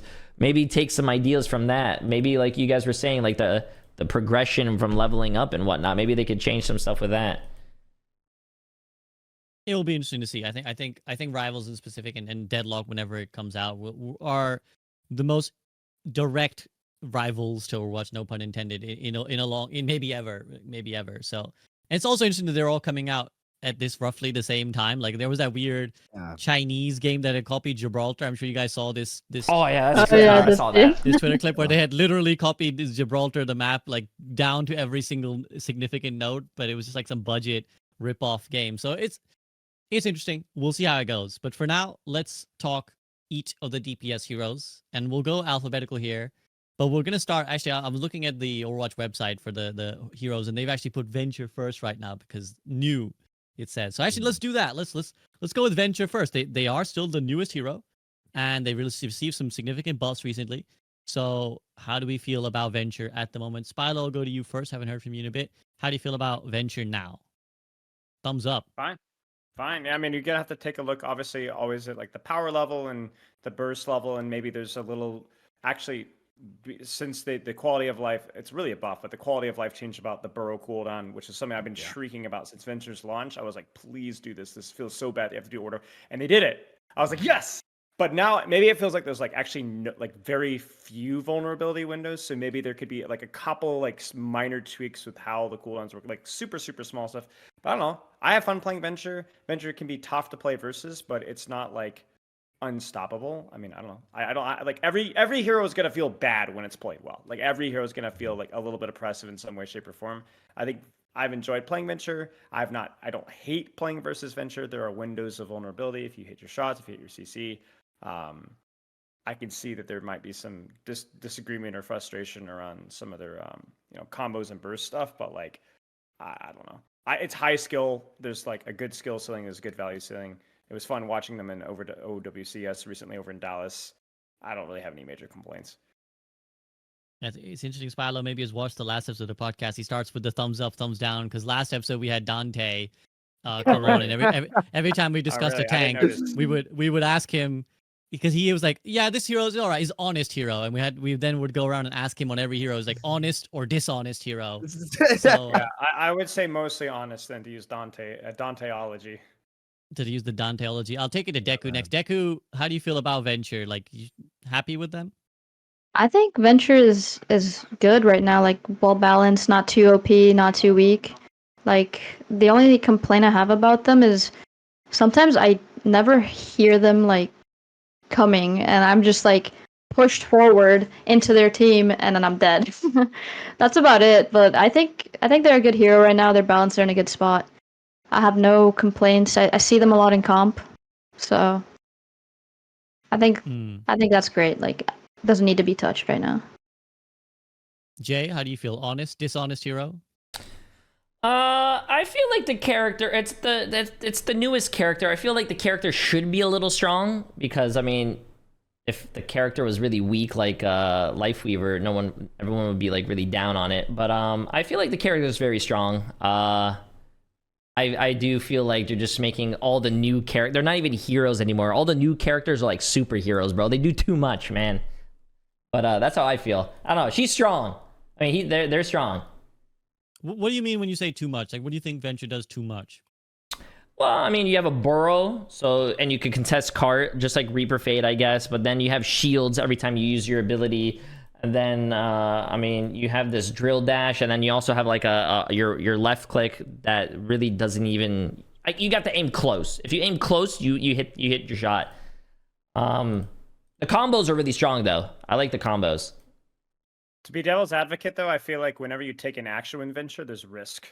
And I think that's something that we've desperately been needing. Like, not just CC, Yeah. but like you do, like Burrow isn't a get out of jail free card, right? I think they specifically wanted to avoid that, like the Reaper Wraith problem. Like, you could die. You could get CC'd, you could get booped, you could get shot. And I agree that there's like, it is a loaded kit, but there are also like some weaknesses. Like, there's vulnerability windows, there's like extremely, like very range limited, right? So, yeah. Sam, how about you? You were big on Venture on release. Are you big again? I was big on Venture at first, and I was down on Venture hard, and now I'm right back. So I think the change they made so much better because if you want to get the most out of your cooldowns, like you had to find a way to drill in burrow, but the change they made gave you the option to drill first and then burrow and get your drill. So like so many more options there. I have one request about Venture. I'm on my hands and knees begging for this one, okay? One of the most fun parts about old DPS Doom, Jay, I'm not trying to bring back nightmares. It was corny, I admit it. But there was one thing that was really nice is when you punched, you could still turn your camera before. Yeah. And the most frustrating part about Venture is when you use your drill, you're screen locked. The same thing is on Sombra, which they need to just disable the setting. If you want to learn new Sombra and be good at new Sombra, I'm literally the only I'm like the only player that I've seen that plays Sombra consistently in top 500. I see none anymore. Like now it's just like an anti-ball pick, but like I'll pick Sombra all the time. The disable translocator camera lock, where there's a split frame where you throw your translocator or Sombra. If that setting's on, it's on by default. It locks your camera in place, and players don't know to turn it off. So I don't even think that should be a setting because, like, with Venture, when you drill, you can't turn your camera. But like when I was playing DPS Doom, and even with Doom now, you could turn your camera while you're punching and like kind of be looking around. The screen lock feels really bad, so you can keep my movement, like keep my cursor like locked on so you can't turn with your drill, but I should still be able to free look with my drill to find the targets. And like it feels really, really clunky. I would love to play Venture without that screen lock in particular. It's so frustrating. It gets me stuck so much, and I can't stand it. But It's like funny you DPS mentioned was- Doom because Quake up? was the one that brought my attention to it. Really, On the what'd he Venture thing, say? yeah. He said something on Twitter, like right when Venture was released, hey, can you please change that? Because the lock and the drill, I swear it was quick. It's every hero that they've put a forced screen lock on when using an ability has felt so bad. And I think they should disable it for Sombra too. Like it shouldn't even be a setting. Like I don't name one player in FPS that likes having their screen locked. It'll never happen, right? So I think they should just probably get rid of that. But otherwise, I think the change was really great. The ult feels a little situational and or like completely weak because so many of these heroes have mobility. Kiryu just wall climb. Cassidy is a 3-shot with the ult from max range. Like I so that's I think I think a little much. It might be a 4-shot if you roll at the right window too. Well, I'm not yeah, sure. that's with him not using any cooldowns. So I'm sitting there, I'm like, all right, okay, like that is the kind of hero that my ult should be good against. Like he's on the ground, and I hit the 3 or 4 shot. I'm like, come on. So I maybe some looks at that, but otherwise, I think at least the CD, like they figured out the CD usage, which is good, and I think that was the big problem to start. Yeah, I think some really great feedback. I'm sure the devs will be appreciative of that and what Deku mentioned as well about the audio. So nice. Okay, good rounded discussion on Venture. Let's move on to Ash, which will be right in the territory of both Jay and Deku. So we'll go to Deku first. Deku, Ash, how is she feeling right now? I'm not gonna lie, Ash feels kinda mid right now. I feel like, but it's only because if you, I wouldn't even say you don't even need a Mercy to play Ash anymore. But like, if they run like any kind of dive, you just can't run Ash no matter what. It doesn't matter. You just have to go and default to Cassidy or Tracer yourself. She doesn't feel as impactful right now, and I'm not sure why. But that's just my opinion on Ash right now. Like, I'd rather go Cassidy than Ash on most maps, even though I used to play Ash way more than Cassidy, and I thought Ash was better. But now she just feels beneath him. I see Unsolved Souls not having a good time in ranked there, but okay, so you kind of feel like maybe Ash is like maybe the weakest hit scan of the bunch. Deku?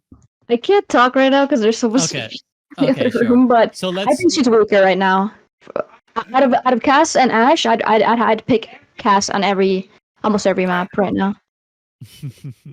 okay. We'll move on to Jay while Salt has his moment. Jay, how do you feel about Ash? I think I have a different approach to it. I think if it's maps that are very flat, I think Cassidy's a lot better. But if it's like maps with a lot of high ground, like New Bonnie or like Dorado first, I think Ash is pretty good because even if they dive you, you can use your coach gun to knock the Winston off the high ground and keep the high ground, and you can use your verticality to get the high ground easily.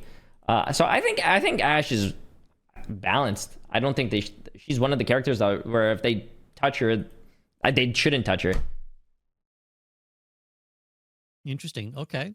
Sam, Ash. I think she's good in the spots where she should be good.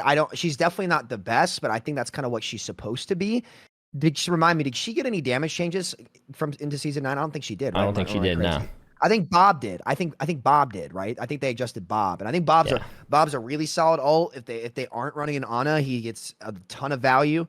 I think I will say I do think she was a loser coming into Overwatch 2 net because again, like those big games I talked about previously, where like even I would love to pick Ash sometimes if they were running double shield or they were running not Diva, where you could get some fat dynamite farms, and I think. God, I would love to see how she would do without the ult charge passive on tanks. Because if you were like the way I played Ash, like in Overwatch 1, when I just really kind of flexed around, I didn't feel like playing Hanzo, I guess, was like I would just churn Bobs out. And like Bob in Overwatch 1, granted, was way better than Bob now. Like she definitely needed the nerf, but I still think he'd be really good. I wonder how she'd do if that got changed. Because that was my favorite part about Ash was getting like if they picked like Bat Brig or they picked Brig Carry, whatever it could end up being in this game, and they didn't have a stop to Bob, he could put in so much work. And that was my favorite part about Ash personally. It was just churning out those Bobs. I loved that. But I think she's in a good spot. Spilo, do you concur? Good spot? Yeah, I mean, I think she's in an okay spot. I think she benefited a lot in 66 because the AoE damage of Dynamite was like more stacked, big clumps, big targets, big value, damage boost, one shot everybody. But I think like Ash is kind of like the sniper that Overwatch 1 should have always had, like the much healthy version of Widow. There's a lot of range pressure. I think the problem that is in Overwatch 2 is that there's a little bit more of a mobility creep, which we've talked about before. And she's definitely not a very mobile character, at least compared to a lot of even the other hit scans. Like a Cassidy can move a lot more frequently than Ash, not because of role, but because he doesn't have the scope. Right, so he's just able to move a lot more fluidly. There was a period of time during Jote's meta, you guys might remember in Overwatch, like the Junker Queen, big clump comp. And a lot of teams were running Ash, and it was very difficult to run Ash though if you had to do a lot of like kiting and pushing and pulling because she just can't shoot while she can move like Sojourn can. So I think if Ash were to get anything, it would just be the ability to like maybe reposition a little bit quicker. But I do think that she's like an Ana as Zenyatta, where like there's cooldown management involved, there's risk management involved, there's a lot of reward. I think Ashe, if left uncontested, might be the most lethal damage in the entire game in terms of like consistent and constant pressure. It's just sometimes that she struggles when she's under pressure a little bit. But I think like overall pretty decent spot right now. I've sent an Ashe one trick in my chat. He says that maybe if anything, look at some of the break points which have changed since season 9. Yeah. But other than that, I think she's fine. She's still one shot in the head on Tracer. Nope. No. Unless you're damage boosted, I think. That used to be so good, man. When you one-shot Tracer, that's so Yeah. satisfying. Don't get that anymore. I miss that. Same for May. We'll get to May, but yeah, that I feel like So even on the receiving end though, Jay, like you were alright receiving it as a tracer. Yeah. I said Yeah, if I died, I would have been like, God damn, that was a good shot. Yeah. Okay, so someone bring up the clips to verify that is Jay3's perspective when he go ahead shot us as by an Ashe. Let's double fact check that. Deku, you're as well. You kind of feel like maybe the breakpoints are another thing is on top of the mobility. Yeah, I mean, she just feels like, why would I go Ashe when I could just go Cass and it'll be easier, 10 times easier dealing with the enemy's comp or moving away and everything like that. Her mobility is lacking a bit, but she's not too bad. But I just feel like, why pick Ashe when I can just go this? Right. Which is an existential problem I think a lot of Overwatch heroes have, is that it's not that they are inherently bad, it's that what they're doing someone else does better, and you're kind of left without an incentive to pick them. Yeah, also, like, if I see an Ashe on the enemy team, I just go Widow, because Yeah, that's you just good. got the range she on just can't them. win that duel. Yeah. She just will can't win say- it, so. Ashe did benefit from the Hanzo indirect nerf as well, because it freaking sucked playing Ashe into Hanzo when he just is better at every range than you are, and you're just gonna get one shot if you can peek him. So at least that was one nice thing. I mean, if the problem is mobility, the Overwatch 2 solution would just be the 2 coach guns. Like instead of one, you just have 2. The classic one more coach gun. Okay. Also, well, her reload as well is annoying, but yeah. Oh yeah, Right. because the passive, she was she definitely lost Yeah. something with that passive for sure. another good point. I think Deku you brought it up earlier as well. Let's move on to the ominous figure looming behind Spylo, which is Bastion. Spylo, I think we have to start with you. Why the Bastion background, and what are your thoughts on him? I mean, it's just the classic DPS, right? Like just brain dead, turn your brain off, shoot the enemy tank. That's what you got to do, right? That's what all the content creators tell me to do. No, I mean, Bastion aside, like I just think he's just kind of a flawed concept, because I think like the character itself is like kind of cool and he's got some personality and he's interesting. This lore is all nice, but like what is the character's identity? And I don't think we really know that. And I do think that they're aware of this. I think that like going back even to like the Mirror Watch event, I think that was one of those secret, we're actually testing things out with Bastion moments. So we'll see. I think like Bastion, his current state right now is weak, and that's where he should be until they figure out where he is. I actually really like a lot of the nade. The nade's pretty fun to use with. The nade jumps are fun. I actually don't think the recon weapon feels too bad. It's a little tricky to aim sometimes. Like that fire rate's awkward, but like I think it's all right. Like but it's just turret enemy tank. So I assume that they're working on that though. Chat, we found Sneaky Goose. Sam? To add on to that, I guess I'll go. I think he's definitely middle of the pack at best, if not weak. One thing that people don't talk about with Bastion a lot is that his recon form crit damage feels a lot higher than some of the other heroes. It actually feels good. So maybe they need to lean into that instead of the Sentry form. It does more damage. Like it definitely, like when I've been playing Bastion, I get a crit. I'm like, okay, wait, that's actually quite a bit of damage. It felt pretty good. I like the grenade a lot. Hot take.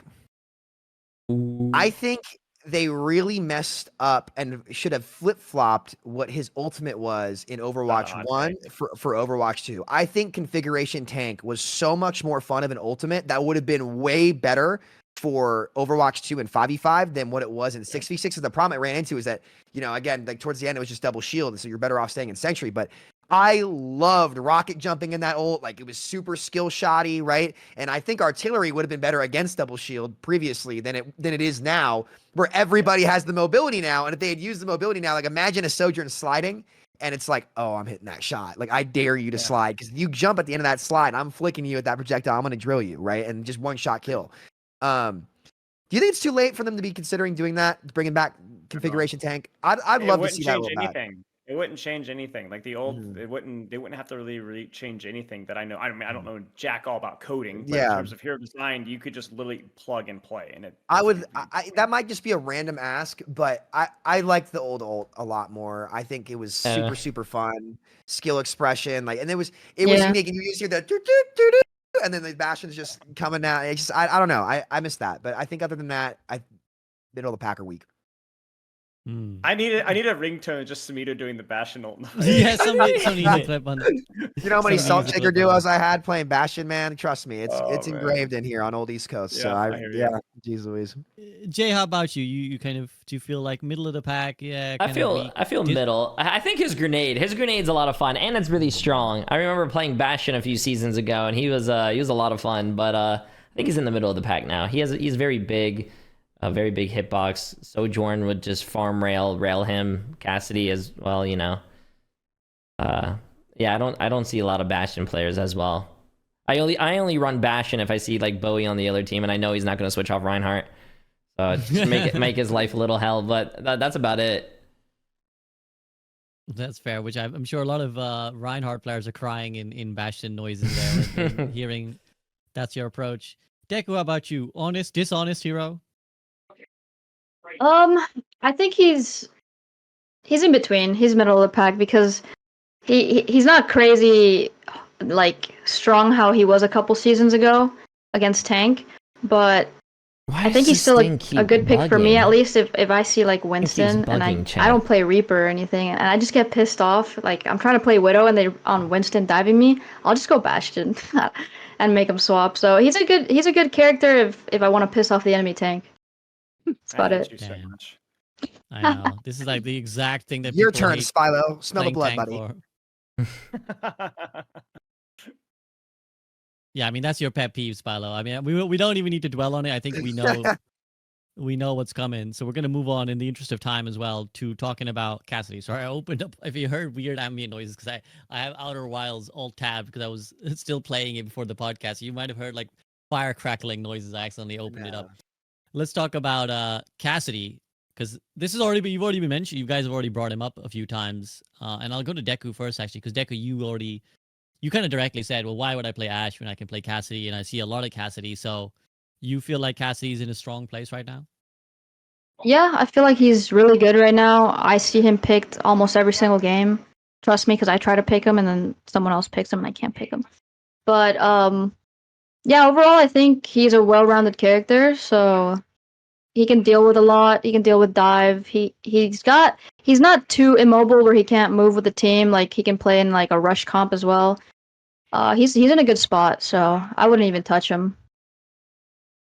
His nade's Jay. annoying though, but Oh, well, for sure. I'll rant about that if no one else does. But Jay, how do you feel? I think the health buff gave him, he's very viable now. He's strong. I don't know how they're gonna nerf him or change him. Maybe change the nade. I'm sorry, but the hinder is such a stupid ability, bro. Just bring back stun at this point, man. I think stun is a little bit better than that. But I think he's very strong right now in the current state of the game. What is it that you find frustrating about the hinder over the stun? Bro, have you ever played Tracer and you're juking the Cassidy, but he throws a nade and then you blink behind him, but the nade goes whoop, it comes right back to you. It's so dumb. Or like he throws a nade and then you blink behind a wall and the nade just goes whoop. Like that's so stupid. I hate it. Also, I think it was a skill back then when there used to be a stun. When you knew he was going to throw the stun and you jump a little bit, so you get stunned while jumping and they miss their headshot and then you could just recall right after that and you live. I don't know, man. I hate hinder. Hopefully they change it. I mean, they have said they were gonna. Sam, you go ahead. Yeah. You go off. We've talked about this a few times. It was a skill. Like, okay, this is a mistake. I want to say we made as a community where we talked about CC in Overwatch 1. And remember how we all complained about CC and then devs were like, okay, we'll nerf CC. And then they nerf things like Rhine Shatter stun time. And it's like, wait a minute. That's not what we're talking about. Brig that was stun, Big dumb. Rock, Cast stun is another one of them where it's like, that was a huge skill matchup for most characters. Tracer, the blink timing, Genji, the deflect timing too. Like that was a skill matchup. Now Hinder is not like that at all because like if you make the blink play and you accurately like go around them or even a Sombra, it's so frustrating because I only have one translow. There was a clip today. I got a little mad. I'm playing Hollywood. Okay, we're attacking first. And Somber, the only play you have really to set up that flank angle is like I went around back left, harassed backline, forced BAP drone, transload to the elevator and went up.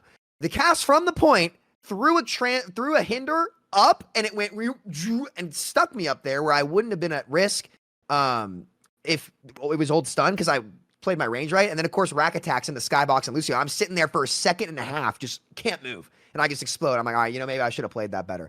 It's just really corny. The lockout time is longer.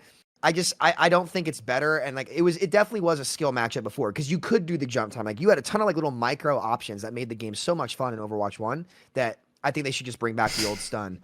And the real problem I think was Flash Fan too against tanks, but that's just me. As for the rest of the character, he's just overtuned. Right, I don't want to say overpowered. I just think he's overtuned. I think he just has a little bit too much. The damage resistance on roll is insane. The damage resistance on high noon is insane. Like I liked it when high noon, like it actually mattered. Like now he just pops it in front of me, and I can't kill him. And it's just again, it's passive value. And I don't like that. But I'm not sitting here saying like he should get gutted. He's just a huge. I think he won in every aspect from. The health changes, the projectile size changes, the role has just been getting buffed constantly. I think he just has a little bit too much. Like, why should he do all that? But as Venture, for example, my ult is probably like a 3-shot won't kill him because he'll have 1 cooldown, right? I just think he's a little too good, and I think they should look at just one small part of his kit and walk it back a little bit.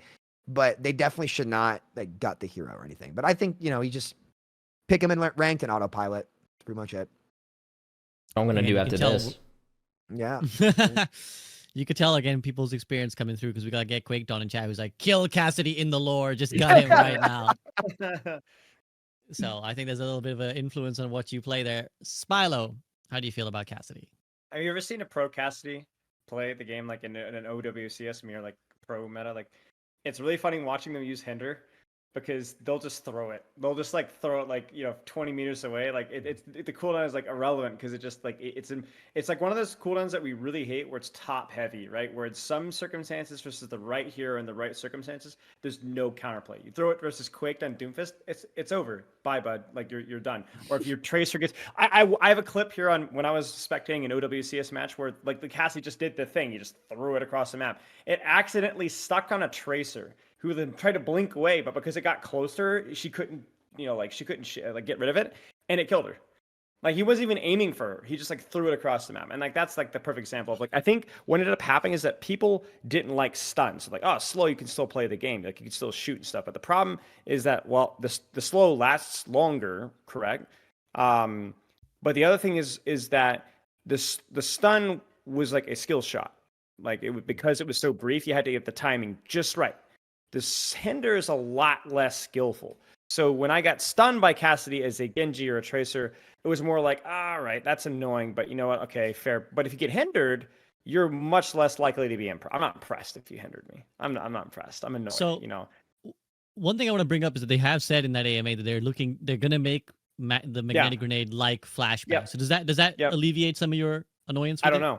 I have to wait and see. I appreciate they're adjusting it, but I don't know. We'll have to wait and see.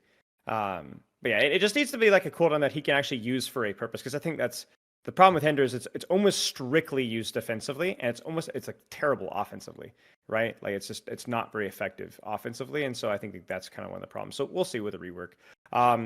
Aside from that, yeah, I'd say just a little bit of a bloated kid right now, just a little bit too bad. I like that he actually has like an identity right now, which kind of feels like the close range hit scan, right? Whereas before the fall off change, the guy was just better than Ash, better than and he has benefited a lot from the season 9 changes because Hanzo Sojourn really fell off with the whole like range stuff. But I don't think that he's like necessarily needs to be gutted. I think Hinder needs to be looked at. I think maybe a little bit of the tankiness can be taken down. But I don't have any huge problems with Cass. Like he's been pretty dominant in meta, but like unless I'm a Doomfist player, or unless I'm getting flash fanned as like a Winston player, it's not. There's a lot of other worse heroes that I could be playing versus.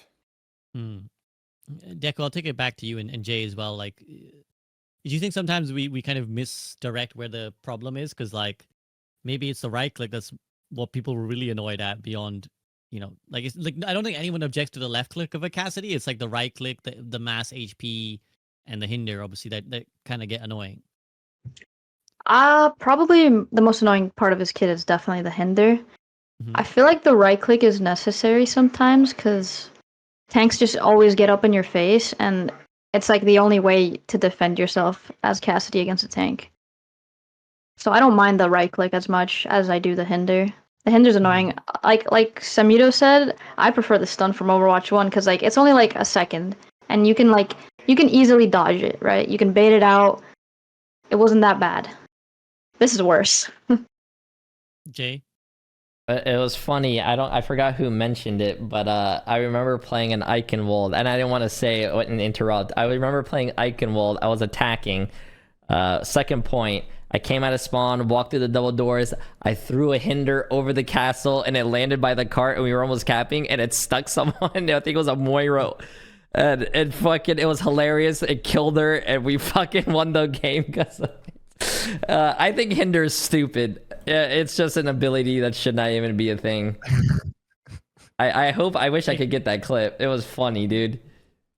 Someone must have that Jesus. clip. Hopefully, someone in Jay's chat will come through. I was gonna say not to turn this into the Trigger Samito episode, but this kind of reminds me of the original Moira Orb discussion. I was just thinking that, dude. For Oh the god. OG Overwatch fan, that was was that your first like big and like I hate this thing brigade, Sam? Like your like Moira Orb delete because Moira predates Brig, right? So I would. it might have been the first one. Yeah, probably was. It's probably the one I like was seriously playing the game. Yeah. Because when you're a noob, it's like it's hard to give myself any credibility for the stuff that we used to rage at. Because like also back then, it's like Hog was hooking people through continents. Remember, like through the bus and like around. That was there like, fun. those Oh, yeah. clips. Yeah, of course you liked it. Yeah, Bro, I'm just remember just watching it was fun. Hooking a Sombra, then she translocates and you pull her across the whole map. Listen, I remember your old Hog duels were Assault. Don't tell him Deku, but I'm pretty sure Jay peaked higher on Hog than Assault did. I'm pretty sure. I know did. you like Overwatch to 1? that. I did. What was Salt's peak in Overwatch 1? In Masters. Hog? All right, bro. Okay, we're getting a little bit personal here. Saul's too busy God. raging in someone else's game to reply to this accusation right now. Let's move over to Echo. So this is one that I will have to lay it up to Sam first because you've been so intrinsically linked to this hero since her release, Sam. Yeah, How I do would you feel say about Echo? she's probably been my favorite hero in Overwatch 2. I feel like she's the only character that like she really did maintain. I think she has the most Chat, options it's the same. out of It's any the same DPS hero, angle. and I that's don't know why why it's like her. I inverted. feel like her ceiling is still like as high as DPS's was previously. Big props to them for buffing the ult build rate in copy. It was like pretty useless for a long time. She definitely is. It's harder for her to get her big burst combo off with the health changes, but she's in a good spot. I wouldn't change her at all, to be honest. And she's fun to play. I think with Pharah rising up a lot, which I'm very excited to get to Pharah because I think it's time to like really get the cat out of the bag on that character. I think she's in a good spot. I will say it would be really nice if I would not get locked in place and not have iframes when I copy. I hate it so much. I'm a flyer character.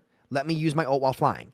Okay? Like the fact that I guess there's so many times where I'll pop my copy and I won't have a chance to do anything because I'm locked in place, but they can still shoot me. And it's like, okay, can we change that? Like I already can't copy tanks in this game. Copying tanks is not doable because I'm pretty sure as well, if you shoot a tank and copy, that tank passive still means your ult build rate's even lower.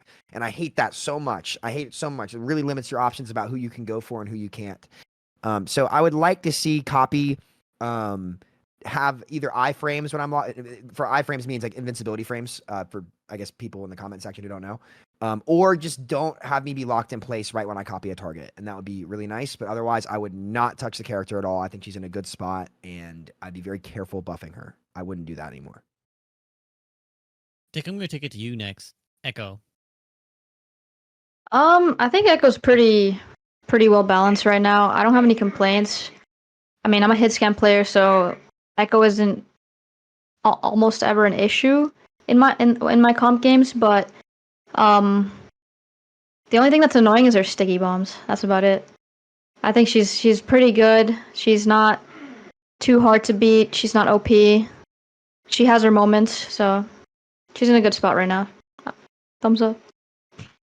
Thumbs up. Honest, apparently from Deku. Jay, how do you feel? Honest, dishonest? I agree with Sam. I mean, I don't play the character, but I do think, I mean, seeing the frustration that Echo players had when I mean, even the players on my team that spoke frustration, when they used to copy people, they would never get ult. And I thought that ult, I mean, they used it as like a second life most of the time. But it's really nice that they can actually build their ult now and, you know, use it sometimes. You know, if you copy a tank, you're not really going to use it. But yeah, I trust Sam here because I don't play the character. It's fun. She's really fun. You should try it. Just spend a week learning Echo. It'll blow your mind. Dude, ever since I had Mangachu on my team, never considered playing flying characters. So I never. You never get bored. played. Listen, you guys talk about the game being stale. Try playing Echo. It'll change your world until you play Alari, and then you won't have fun. But other than that, Okay. How about you, Spilo? Good. I mean, I think Echo's like I always joke that she was like the first Overwatch 2 character with like the dynamics and the range and the mobility and the choices and like that's how Overwatch 2 characters should be. Like there should be choices. There should be have to rapidly adjust your playstyle depending on what map or what you're playing versus, and yet allow you to outplay if you're smart enough and mechanically good enough.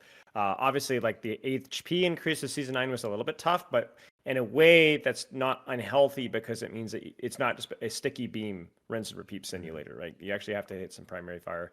I agree with Sam. No changes outside of the iframes on ult or just being able to actually move quickly because the lockouts are really annoying. Just don't lock us. I think the lockouts just don't are lock. not necessary. Yeah, that's fine. Yeah, but yeah, no changes.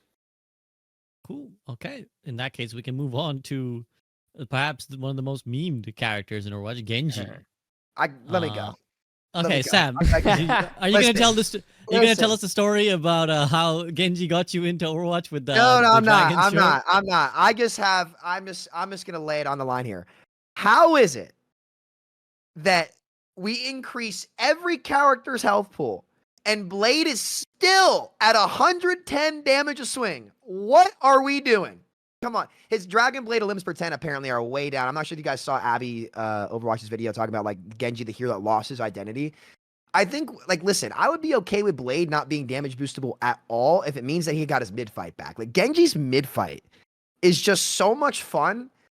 I just feel like they've just missed the mark on this hero for years for what he could be. And anytime he comes up, it's just for like 2 weeks and then he's just right back down. It's like, look, I'm not saying he needs to be super powered, but I don't get why Blade is still 110, especially with the health changes. I don't get why it just seems like he just continuously gets put on the farm. Like, because when Genji is good, the game is good. I get why Nano Blade would be too strong, but if that's a problem, that's an Ana problem. That's not really a Genji problem because Nano gives so much. The instant burst health now, damage negation on its own is super, super strong.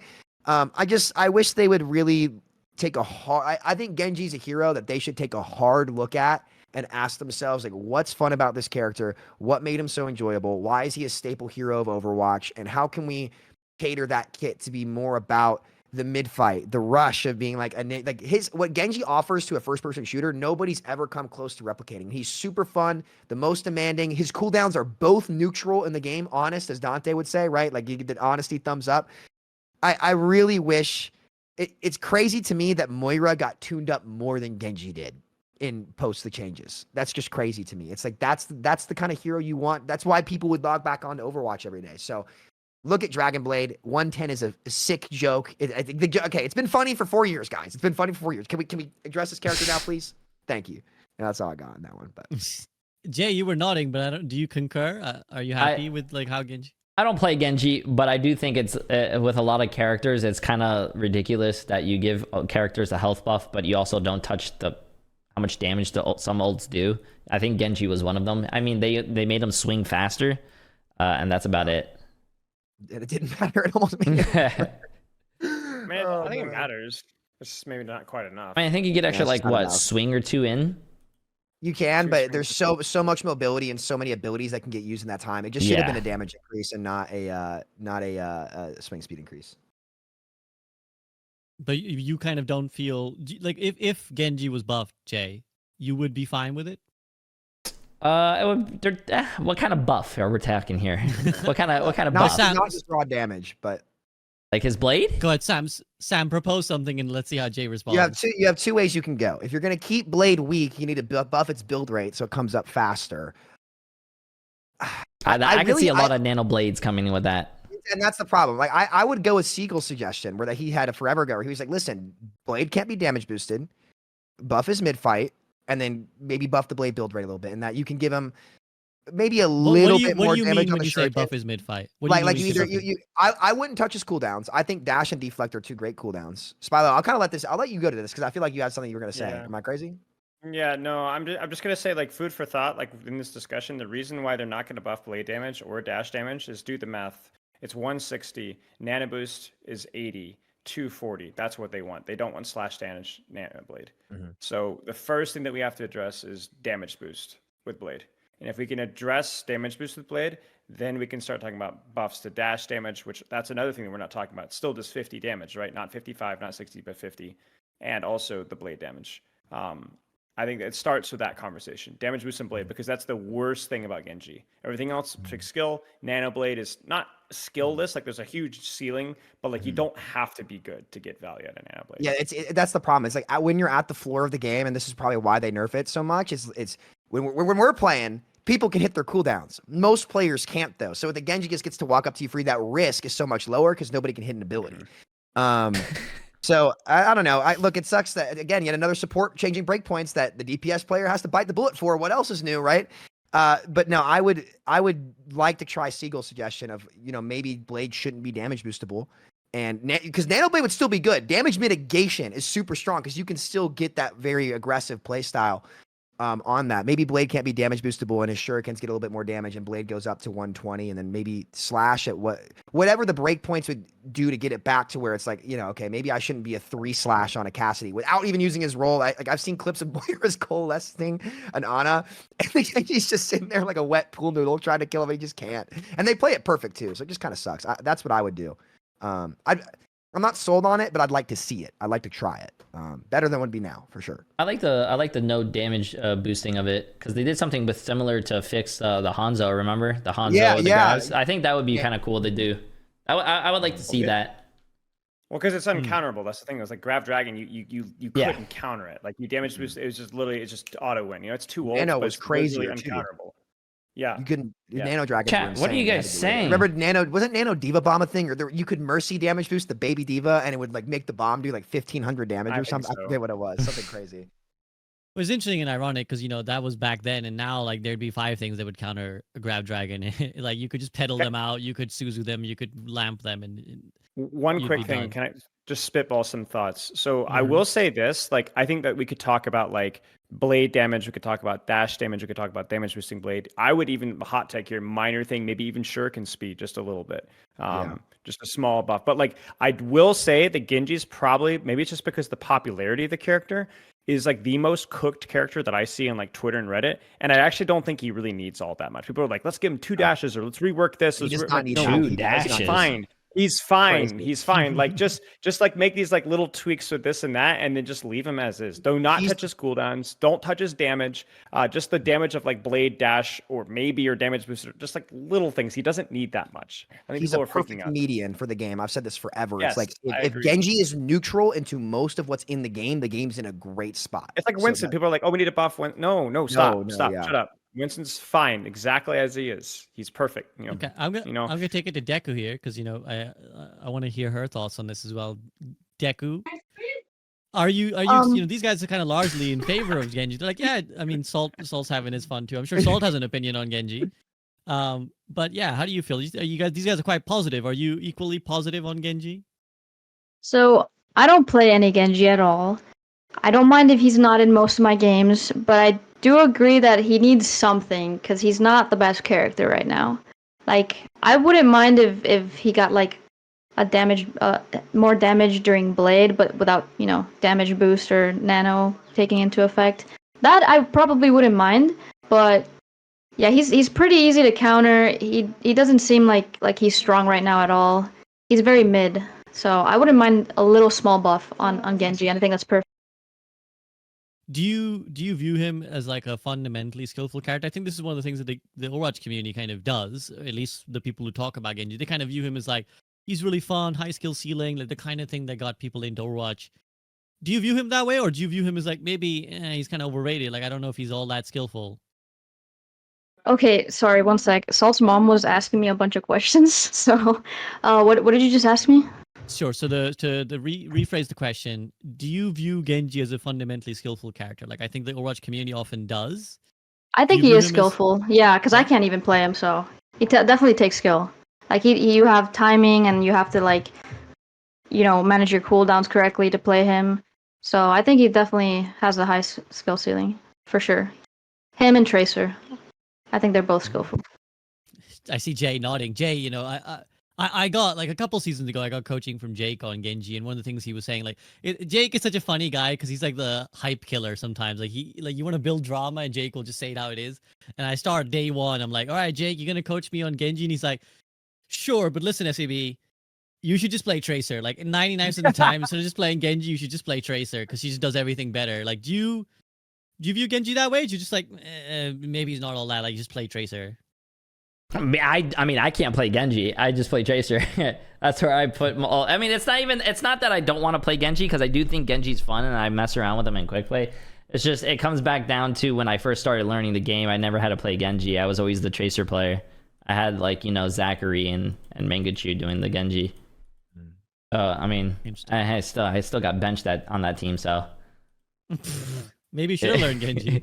Maybe. I will say one thing, like on that point, SVB, about like the whole like why play Genji when you could play Tracer. I think the reason is because I think Genji struggles versus a lot of like the higher level DPS characters like the Sojourns and Tracers and Sombras and even Echoes.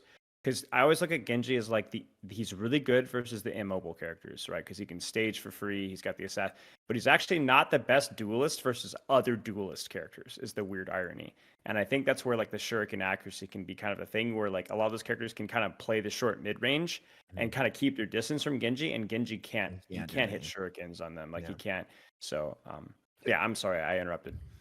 No, it's a really you're good. point. It's a really good point. I was done on mine. Yeah. I just play Tracer. I think Tracer and Genji, I feel like, are both very high mechanical skill characters.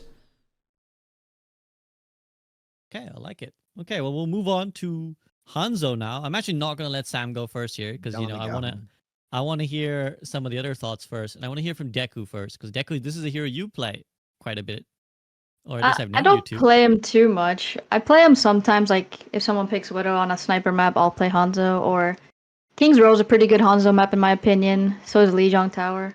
Chat, I gotta go take a piss. What do I do? But yeah, after his one shot went away, he's so mid right now. Like there's no satisfaction in getting kills because you're just charging up arrows and hitting body shots, or maybe you do hit a headshot, but they don't die and they get healed and they come back and they kill you. So I think he definitely needs You're not being some held kind hostage. of buff, I or am, bro. maybe just I give feel him like the it's one shot back. I wouldn't disrespectful. even mind that. Maybe just take a little longer for him to charge up his arrow. That could be something looked into, but yeah, for now he's pretty weak. I don't see him get picked a lot unless there's like a one trick on your team that only plays Hanzo. Jay, I want to pose this question to you because I feel like a lot of times with the Overwatch community, this isn't really a singular person thing. It's like just how the community tends to work, and maybe just gaming communities tend to work. We're always like remove a thing, remove a thing, remove a thing. Then they remove a thing, and we're like, maybe the thing wasn't so bad. And I feel like one shots are this now, where it's like, for the longest time, people many times will be like, remove one shots frustrating, one shot suck.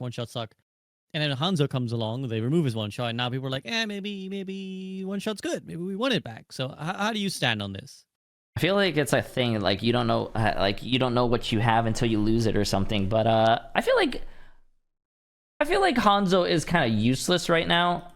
He doesn't have his one shot. I think he is a sniper. He should have it. Maybe do something with like Widow with like, I know it's a projectile and a lot of projectiles don't have it, but like make it like there's like a range. As soon as it hits a certain range, maybe the one shot potential falls off. So you can't start like fling random arrows. I used to play a lot of Hanzo. I think Hanzo used to be my second most played character, but ever since the change, I have not touched him. I think I tried him, and then I was like, wow, this is ass, and then I switched back. Yeah, I think they need to change it. I don't see... What would you want? Like, I probably like something like I mentioned, something like, like something like Widow. I don't know if it can be like something like Widow, like after a certain meter, make it so it's not maybe one shot. So you have to keep your distance, maybe. But I do feel like most of Hanzo's kit came from his one shot. Maybe Sam can give you more advice because I actually don't know what you would do to help Hanzo. On that note, I gotta go to the bathroom, so I'll let Sam take it over. Sam, it's I on you. promise I'll toss you a lob. You got it, chat. I'll toss you a lob. Okay. All right. Listen, I have from day one, from the Hanzo rework, from like I'm one of the. It was me, Raxu, Arge, right? We were the old Hanzo players. I have been a Storm Arrow hater from day one. I have always hated Storm Arrow. I thought it was brainless spam, and that's the direction we unfortunately went with Hanzo. Couple things. Give him his one shot back. You can make the Storm Arrow count 2 for all I care. It's not like shooting the Storm Arrow in the tanks helps anybody anyway. The tank player hates it. It's the only thing Hanzo can really do, and the best thing the DPS do nowadays to win fights is to take the duels against other DPS. Letting me be a threat to the other DPS is more important, and I think it would help the tank players too to not have Hanzo mindlessly lob Storm Arrows into the other team. It's a brain dead ability. It should not be a thing. It took all the precision and thought out of Hanzo. Oh my god. Give him his one shot back and nerf Storm Arrow. That's what if you really think have you ever went Hanzo's a pee problem, and then then you can nerf Storm Arrow, and I think a lot of people will be pretty happy with that. my Number god. 2, revert this Dragon Strike change immediately. I hate it so much. I don't think it's better. If you're going to increase health pools, increase Dragon's damage and let it destroy deployables, and I think it's fine, right? Or make the Dragon Strike longer because I have no chance of getting a tank with it anymore. None. I already had a low chance, and it was so good at splitting people in, I guess, the original game. It's not really as good now because, reasons. But I think that lets Hanzo keep his unique identity. I know people hate on one-shots. Hanzo's is the least consistent in the entire game, though granted he can run in the brawl comps more.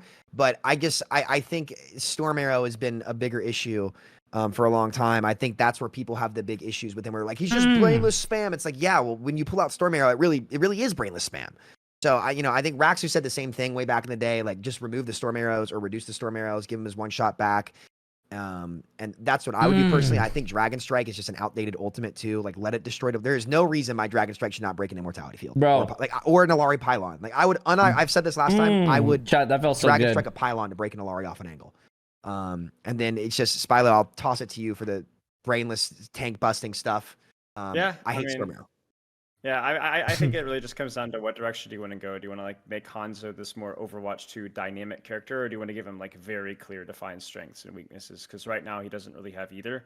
He's pretty bad still up close, like versus all these like more hybrid characters. He doesn't really good at long ranges. I think you could either go the direction of giving him his one shot back, removing Storm Arrow, making him more of like a high risk, high reward kind of a sniper character, or you could lean into, we've talked about the Sam where we like leave the damage lower, but increase the induction speed, allow him to induct while climbing, give him more utility arrows, just something like more of like a utilitarian like medium range utilitarian.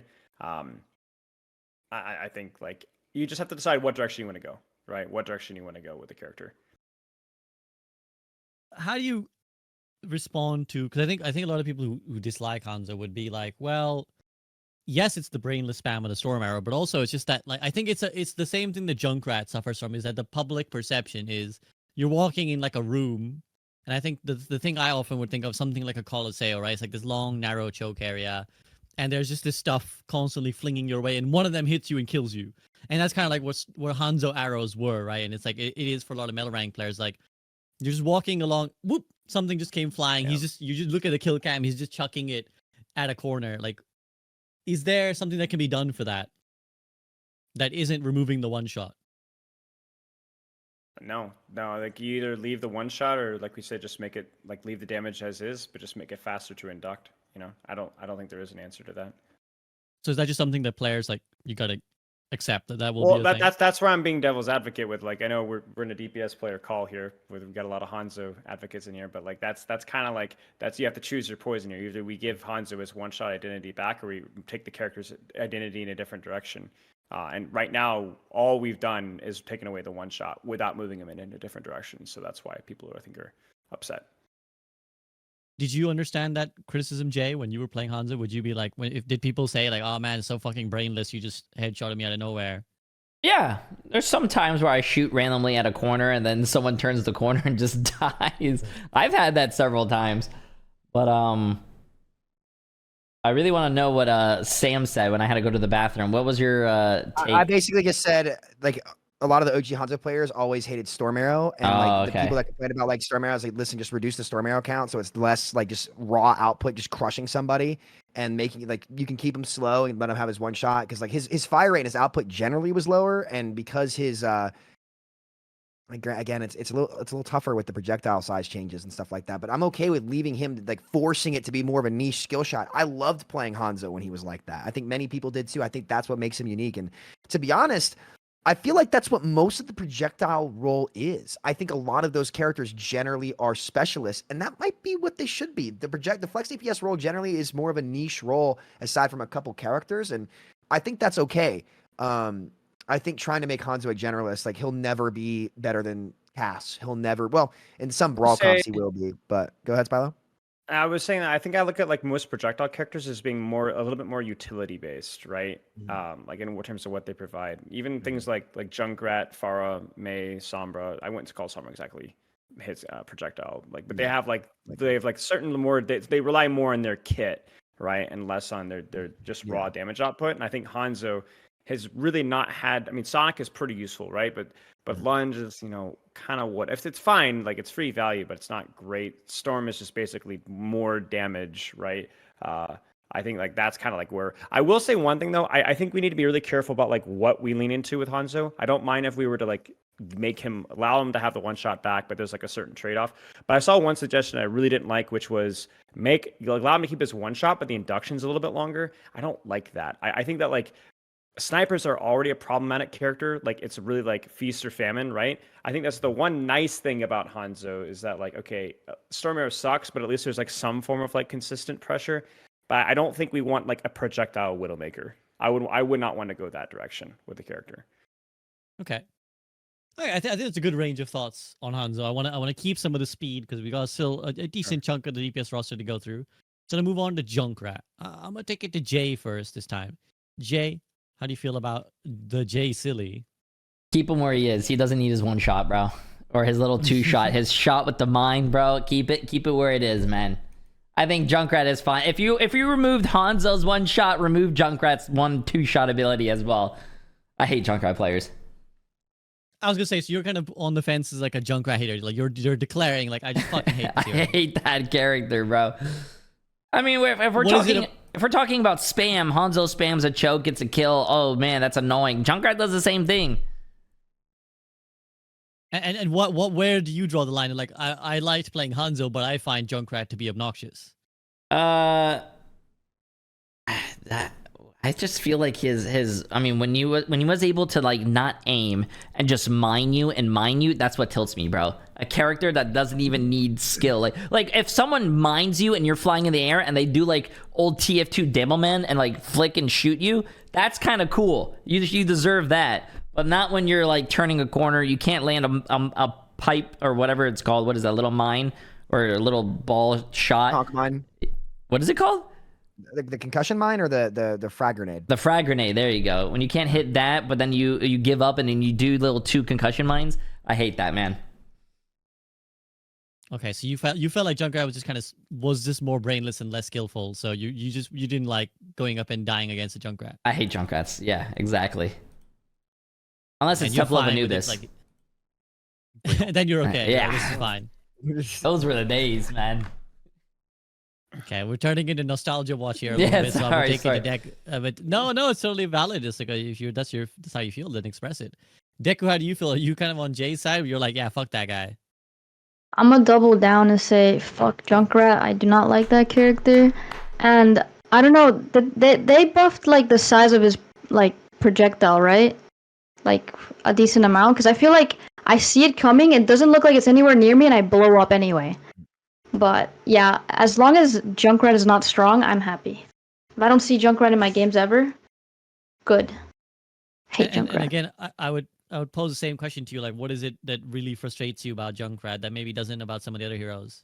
Fuck Junkrat, chat. It's just the random like burst damage that just comes out of nowhere. Like, and you can't really avoid it as well as you would like. Oh well, if there's a Widow peeking a corner, don't peek that corner. Use your cast roll, whatever. What do you mean? But I feel like on Deck is being certain real maps, as you usual. just can't I said the avoid the same spam shit! because he'll just spam it down a hallway, spam it down main, whatever. and it's just like an annoying character that it's just like, why? Why is this in the game? There's no double shield anymore. We don't need you anymore. That's my opinion on it. I don't like Junkrat. Interesting. I'm curious, Spilo, where you land on the honest, dishonest Junkrat. I mean, he's pretty dishonest. I got a whole rework thing. Hold tight. All right. Faster moving, less damage primary fire, so the directs are still rewarding.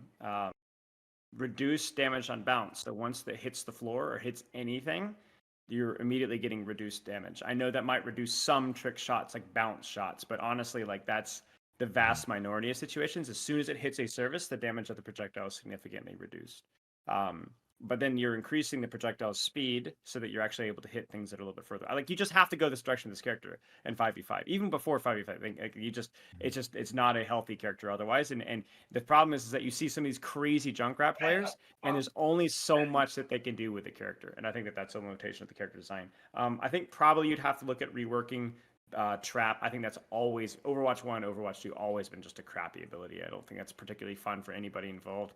Maybe I thought we could do something fun with the peg leg, like a small explosive or like a coach gun you could do with your peg leg, or like a little flamethrower. I don't know.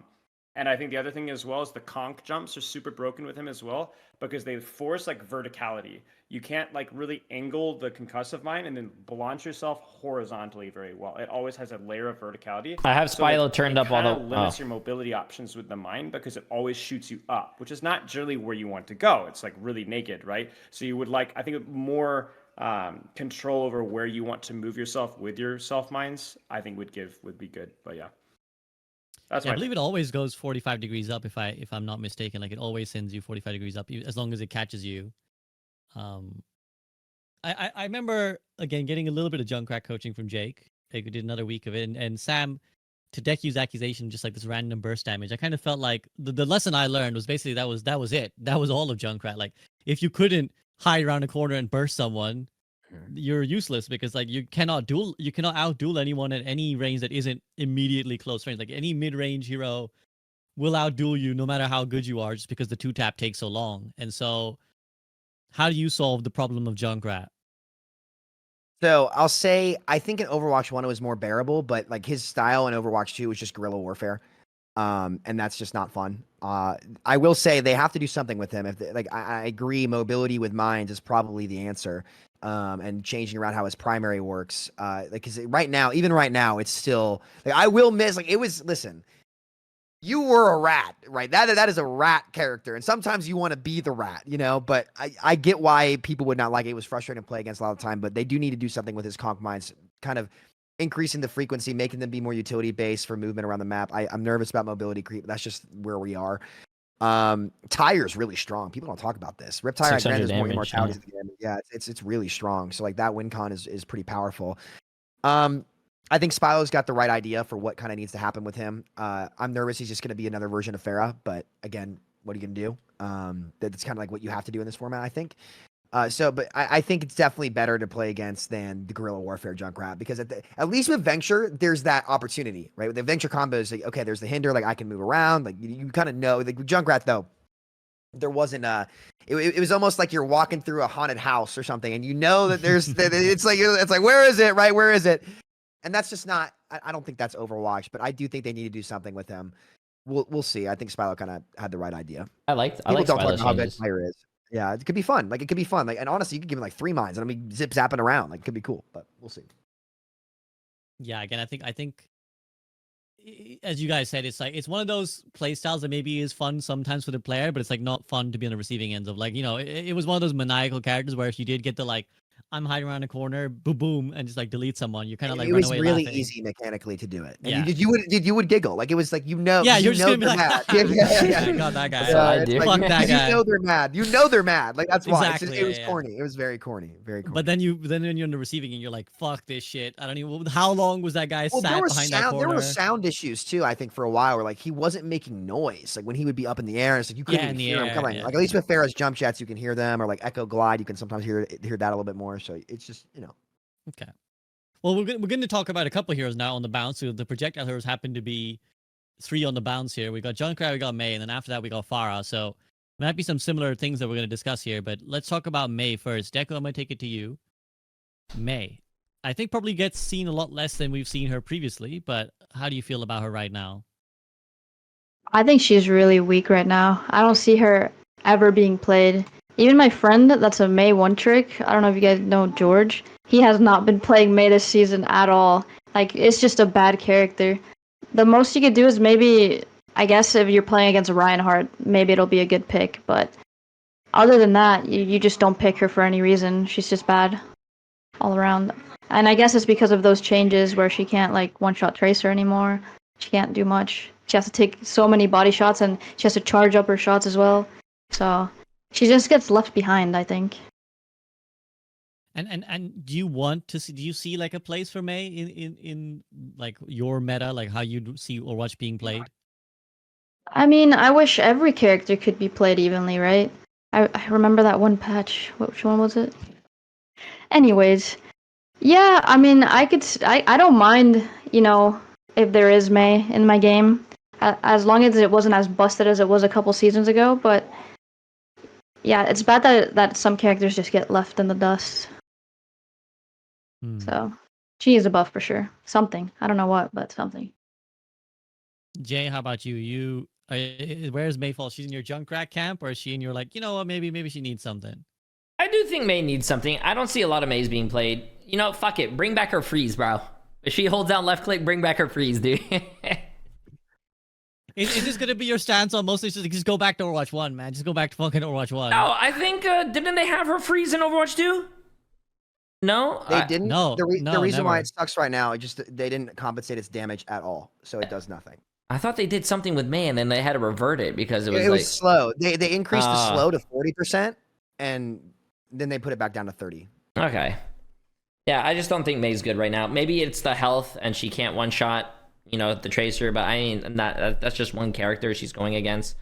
I do feel like mobility creep is a thing, like Sam was saying. A lot of these new characters are all getting these mobility, abilities.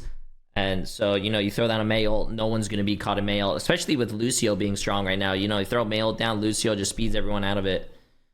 I don't see a lot of May being played anymore at all, even in my games. And you'd be okay if like May was more viable as a pick. Yeah, like Deku said, I think every character should be viable. Like I'm telling you, bro, that one season in Overwatch 1, man. I hate you guys. Yeah, these guys they just like pop in vials of blood in front of Shark Samito's nose constantly, just like, Oh, yeah, man. hey, have a whiff, have a whiff. Are you really sure you like fish? I feel like Donkey from Shrek right now. Spilo, before Spilo, we you go want to it first? Sam, Yeah, before go we go to Spilo. Sam. Yeah, I mean, I think honestly, I think like May's not great right now. I'm looking at her overbuff stats. It's like not that great. She's always kind of been of a niche character. I think that maybe a hot take here. Actually, I don't think it's really that hot of a take. I think she's much healthier in Overwatch 2. I'll get to all the tank resubs team after utility with chat. two tanks, like the Overwatch, like just basically walling on choke and holding freeze was like way too effective, and it kind of lowered the value of like what the character can do in the right circumstances. I think that in general, like coaching and working with Backbone, and the Overwatch League, like playing May versus Dive and playing May with the new heals and the new this, it just felt so much more fun. Like there's so much more dynamics with what you can do. I think the problem right now is like there are the break points are like really messy, right? Like that's the biggest issue with May right now. You're not as much of a threat as you ought to be. And I think the only thing that I really would change with May, besides maybe some of the break points or their damage, is I think that I would not give her a freeze bag. I don't think you would want to buff Wall in any way, shape, or form. I think Wall is fine as is. I would look at Blizzard. I think Blizzard is not a good ultimate in the Overwatch 2 environment. I don't think Blizzard was a good ultimate in Overwatch 1 environment. One of my complaints about Marvel Rivals is that there was so many ultimates that were just AoE blasts. AoE this, AoE blast, AoE blast. No, there weren't as many playmaker ultimates, and I think Maze Blizzards has aged really poorly in Mobility Watch with one fewer tank. And even when it was good in Overwatch 1, it was so boring to play versus. Like, I hated Blizzard, maybe more than any other CC ultimate. And I think that, like, if you were to change anything about May, it's breakpoints and ultimate. I don't know what you would do. You could roll out a lot of different playmaking ideas. Like, I don't know, but like I don't like Blizzard. Yeah, there's a lot of directions they could go, right? Like you could turn it into like Because is it in the snowball May? Doesn't her ult just give her like a faster fire rate? Like let's just pop snowballs like crazy. Like Yeah. maybe like the version like a Sojourn rail, right? Like when she pops her ultimate, it's like railing a lot. Or the meme suggestion of like a giant snowball that you just like pow into people with. Maybe take your teammates with you. Fucking roll into all of them. Shooting- What if you shooting could like people could freeze the freeze them. floor? Yeah, or freeze the Frozone, floor. Frozone. Freeze Yeah. the floor, and you can move faster. Like there's all sorts of like little details you Oh. can throw in the character. But I played Mei a lot. I think season 4 or 5. I wanted to see how she would feel like after coaching Backbone, like in the ranked environment. good. And I just like was like solo angle, duel people, poke people out, use my ice block selfishly, wall for high ground, Yeah. wall to wall, just walling for me, like forcing cooldowns and Oh, baiting yeah. stuff and just playing like a distraction. It was really fun. Like it was really, really fun. I think she's underrated in terms of how much fun it is. Like I said, I really just think it's the break points that become an issue. Like if you're playing Mei to like wall off tank, you're gonna have a bad time, but it's because you're kind of stupid. That's we don't do that You're here. right. You know what I'm saying? There's only so much that you can do with that. So and that's good because that's the worst type of Mei, right? Nobody likes playing versus that Mei. Jay, do you have something you want to add before we go to Sam? I think No, you're good. I was just laughing. Okay. Cool. Sam, go ahead. Give us a little roundup of May. So May was my secret niche pick. My highest peak in this game was on May. I hit like rank 11 on May, and like it was the season 3. I remember I was talking in the group up chat. I think SVB and I was like, "Yo guys, this hero's broken." I keyed into flats, and I was like, "Yo flats, this hero's busted." He's like, "What do you mean?" I was like, "Look at my win rate. My win rate was like 85%." She was very good at dueling. 3 shots in the body, 1 headshot and 1 body shot was a kill, 1 shot on Tracer. But why she feels really bad right now is the freeze just does no damage, dude. None. And like I was trying to play her today, and like 100 DPS a second freeze. I think that's what it was, if I'm not mistaken. Is it about like 100 DPS? It was really, really good. But now, like cast rolls, I do no damage. Most of these heroes have way more health, and it's just actually horrible right now. So obviously, I think Blizzard is an outdated ultimate, but like her mid fight was so much fun. Like as the duelist style, like I would wall myself up to high ground to take angles, and with your ice block, you could take selfish duels. Her projectile speed was faster than Hanzo's. It still is faster than Hanzo's, and she has no drop off. So I told all my Hanzo players, I was like, guys, like stop playing Hanzo, start playing Mei. She's really, really fun. You have a ton of unique interactions and duels. Like, you know, she was very good at a lot of things. You actually really didn't have to play to bust the tank. And I think that was the big problem in Overwatch 1 is like it was so easy at the floor to just ruin someone's experience like completely. And so that's why she had a bad rap. Like I would tell Blizzard, and like as an avid, like I really want to pick Mei. I love playing Mei in this game. I think she's way less oppressive. If you guys can make just tune her breakpoints, whether it be her ammo count, like everything, just do exactly what she was in season 8 to her now. And I think she's in a perfect niche, but she's definitely underpowered in both her range shot and her freeze now. They both need damage compensation. And I think that's fine unless you want to, you know, I don't rework everything yet. I'm very hesitant. A lot of these reworks, I think there's only been one. The DPS OG reworks have Florida actually been Mayhem great, Squad. I'll say. The Sombra rework does not get talked about for how, yeah, I will kind of consider Sombra a projectile character now because she's all about hitting the virus. She is all about the virus. If you can't hit viruses, you shouldn't be playing Sombra. But I'd like to see Mei get that compensation. She just needs that, and I think she's fine. I agree with Sam. I wouldn't mind if they gave her the symmetric treatment where like the primary fire was like a little bit harder to land, but did more damage if you did land it, right? Like if you shrunk the hitbox just like a tiny bit, but like if you could track, like it was actually, because it right now it feels like, why am I ever freezing? Like I should just be secondary firing like 99% of the time. Or the more fun suggestion, which is the Frozone suggestion. I like Frozone Mei. I just turn the primary fire down, speed yourself along. Let's do it that way. Okay, let's move on then to Pharah. Now, I think all of you guys have kind of alluded to. Sam's already said multiple times, like, I'm waiting for the Pharah, but a lot of you guys already I've gone first a lot. So I was gonna say a lot of you guys. I'm gonna go to the bathroom real quick. Pharah as like something that you've been noticing a lot more people play. I think Deku, you were the first one to bring it up that outside the hit scans, it's a lot of Pharah. So what's going on with Pharah? I don't know, but she seems pretty strong. I've even started playing her myself. Like, she's just has a like no fall off, so I could just spam like from really far away where the hit scans have fall off, so they can't really kill you. So I could just spam, and her mobility is really good. Where you can, if you're able to go over them, and they can't see you, they can barely hear you, and you're just above them, and you can free shot them. So she's pretty good right now, like really good. So I think she maybe needs a little bit of tuning, in my opinion. But You think she's overtuned? A little bit in the current meta, at least. Like Oh I feel shit! like I just remembered. unless your tank we have a shit wants ton to of like characters actively to go try to help you with the Pharah, you're gonna have a hard time as a DPS killing her by yourself. Like unless your tank goes diva or something, it's We really hard have on certain maps, especially where Pharah has a lot of cover We in have the a sky, lot of like fucking buildings and characters to go such. through, bro. It's really hard to kill her, and she can get away with a lot. Jeez. So maybe it's map dependent, but she's really good right now. And that's you as a hit scan player talking as well. So you don't feel like you maybe are as effective as you once were at shutting her down. Yeah, especially with Cassidy and his fall off. But yeah, if even I could play Pharah, SVB can she's read your got to be lips. strong, right? Hopefully he reads "fuck you," Waleed. Jay, how do you feel about Pharah? As a hit scan player, I think Pharah is really strong. I see her in a lot of my games. I thought, seeing the OWCS, I thought Pharah was a sleeper pick, and there's a lot more people playing it now in comp. And it's very annoying when those people also have, their Mercy players pocketing them, so it's a little impossible. The healers, right? The healers, yeah. Also, I don't think Boop should do damage. Yeah, I don't think Boop should do damage. I think it's really dumb, dude. And that's Philo, you said disagree. You Let's let disagree. Jay call, but it's interesting. You've said Jay, go on. no. Finish your I'm call. basically done. I think Pharah's really strong, and I don't think Boop should do damage. Well, what is it about that you find frustrating? You like it's just too much of a wombo combo, like the damage comes in too fast? Yeah, they're like the burst damage that she has is just a little crazy. On top of the movement ability that she has now, and all this crazy new stuff. And so you just feel like now she's just too much, like does too much too fast. Yeah, I feel like she does a little too much. I mean, I feel like buffing a character like slowly would be like the most ideal if it's too weak, but they just gave her so much, and I mean, I don't know if it's the hit scan talking or what, but I don't like the boop damage. Okay, well, Spilo, rebut.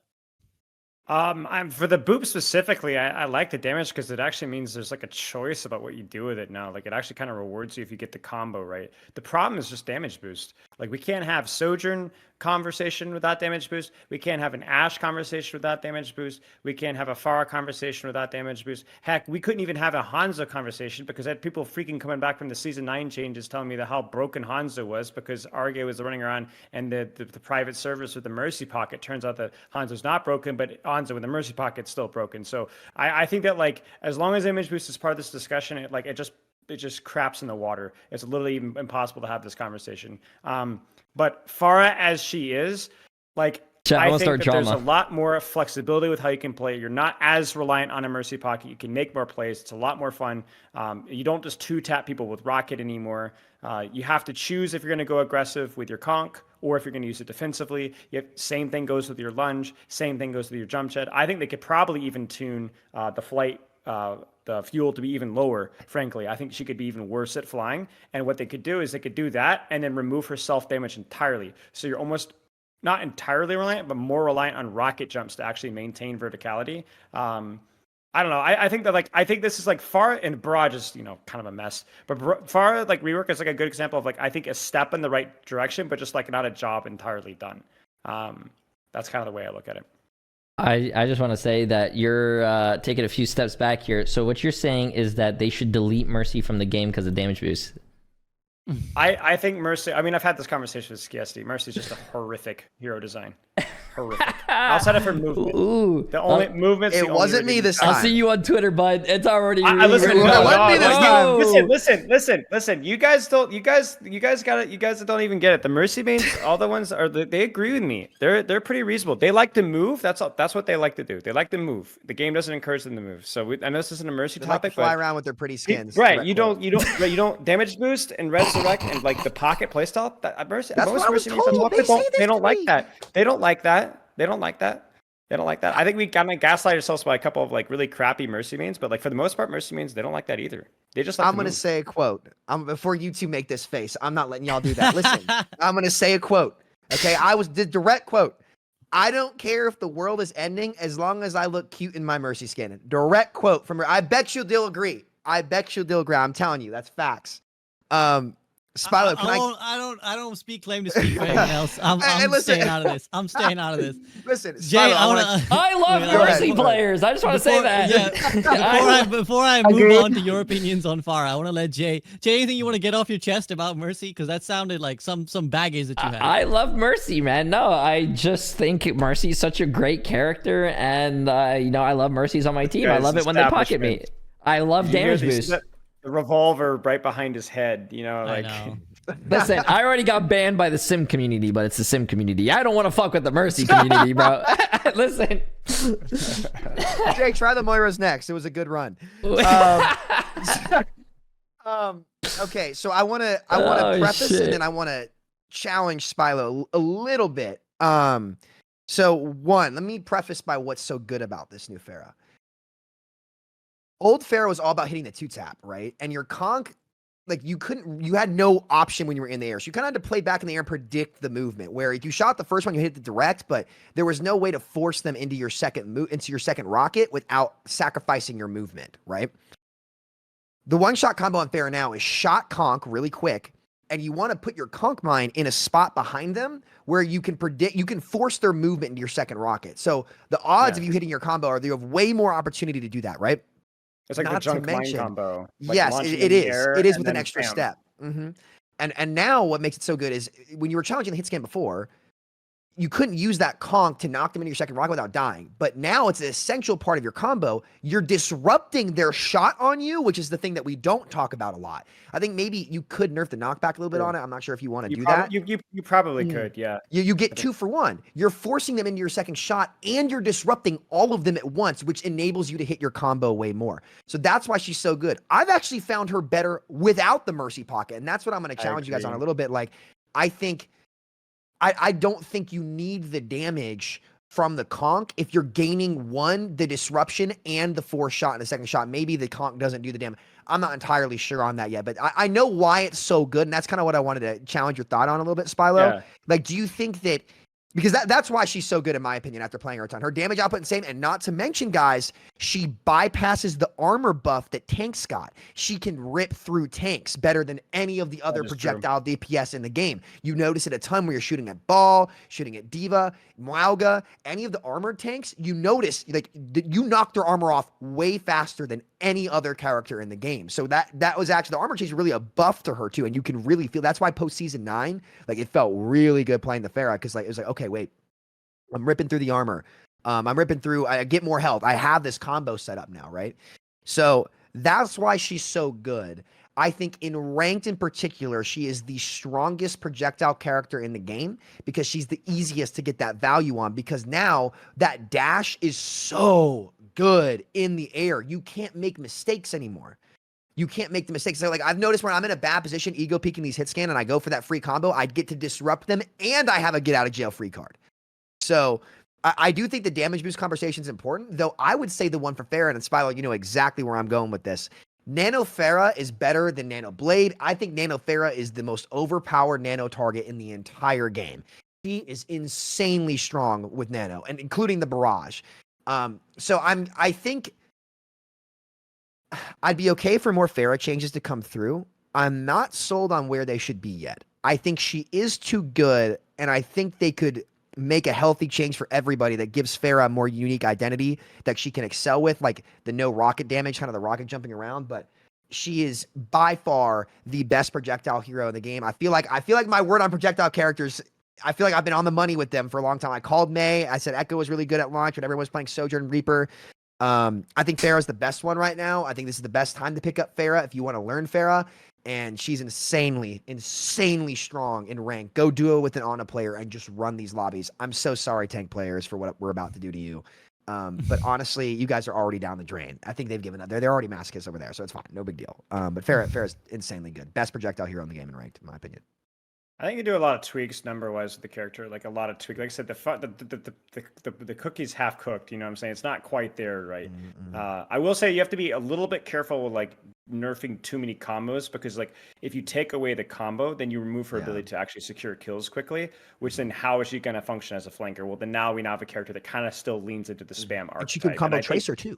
Sorry, go ahead. Right. But I think that that's kind of what, at least as long as it's skillful and there's some sort of risk involved, then I think it's okay. Because again, otherwise, like then all we have is a Pharaoh that can only combo with Mercy Pocket. Like she can't actually secure kills. She just spams a choke, and I think that's. I think she's better without Mercy too. Honestly, I don't want the. Mercy I think she's technically better. She just feels worse, and I think you always have to incorporate how it feels playing versus the character. But yeah, no, I agree. I'm not gonna die in any hills there. So. Okay, I want to give Jay a quick chance to rebuttal on the Mercy better, like far actually better without the damage boost. Like you kind of had a problem with the damage boost, but you actually think maybe she is better without it. I think her mobility makes her a lot better. Yeah. You're muted. Oh, I think her mobility makes her a lot better. Yeah. Yeah. I still think adding a Mercy to it makes. No, it is. Yeah. I don't think I articulated my point well. I think holistically as a team comp, like I actually prefer playing without the Mercy because my team doesn't have to. Like I think the best style of Pharah after playing her a lot is kind of ratting on your own and being able to play off your teammates' angles and creating those combos because I don't need the Mercy Pocket to combo anymore because I can set it up myself. Right. And that's kind of where I like to play. And when my team's playing like a Lucio Kiri comp or like an Ana Kiri comp, they can set up angles that create more opportunity for me. And I'm just the type of player that likes to read them. Pharah obviously individually is much more powerful with the Mercy, but that's just a particular play style of mine. That's the Echo play style, if you will, because you can play naked Pharah now, which is really, really good. That's what Razor called it. Pharah. Yeah, it's just Pharah without the Mercy. That sounds like a custom game, to be honest. That sounds like some custom dude. game. The Overwatch custom game. We're not going down that rabbit hole. It's never gonna end. But yeah, I think. Okay. I Well, think I'm gonna start. Yeah. Yeah, I'm just gonna moving on now because we again I want to be conscious that we still got a good chunk of DPS heroes to go through. So let's move on to Reaper. Deku, I think you said you don't really play Reaper, but how do you view the state of Reaper? And also bear in mind that we've got a Reaper not rework, but some sort of jig coming for Reaper that the devs have kind of earmarked. So how do you feel about him? Yeah, they said that they are gonna change him in some significant way. I can't remember exactly what. Bring back souls. We can just figure out what Jay's gonna say at any point. Just like whatever it was originally in Overwatch 1, just bring it back. We haven't gotten a Torb yet. Armor's coming. Go ahead. Oh, bro, Yeah, I wish. No worries.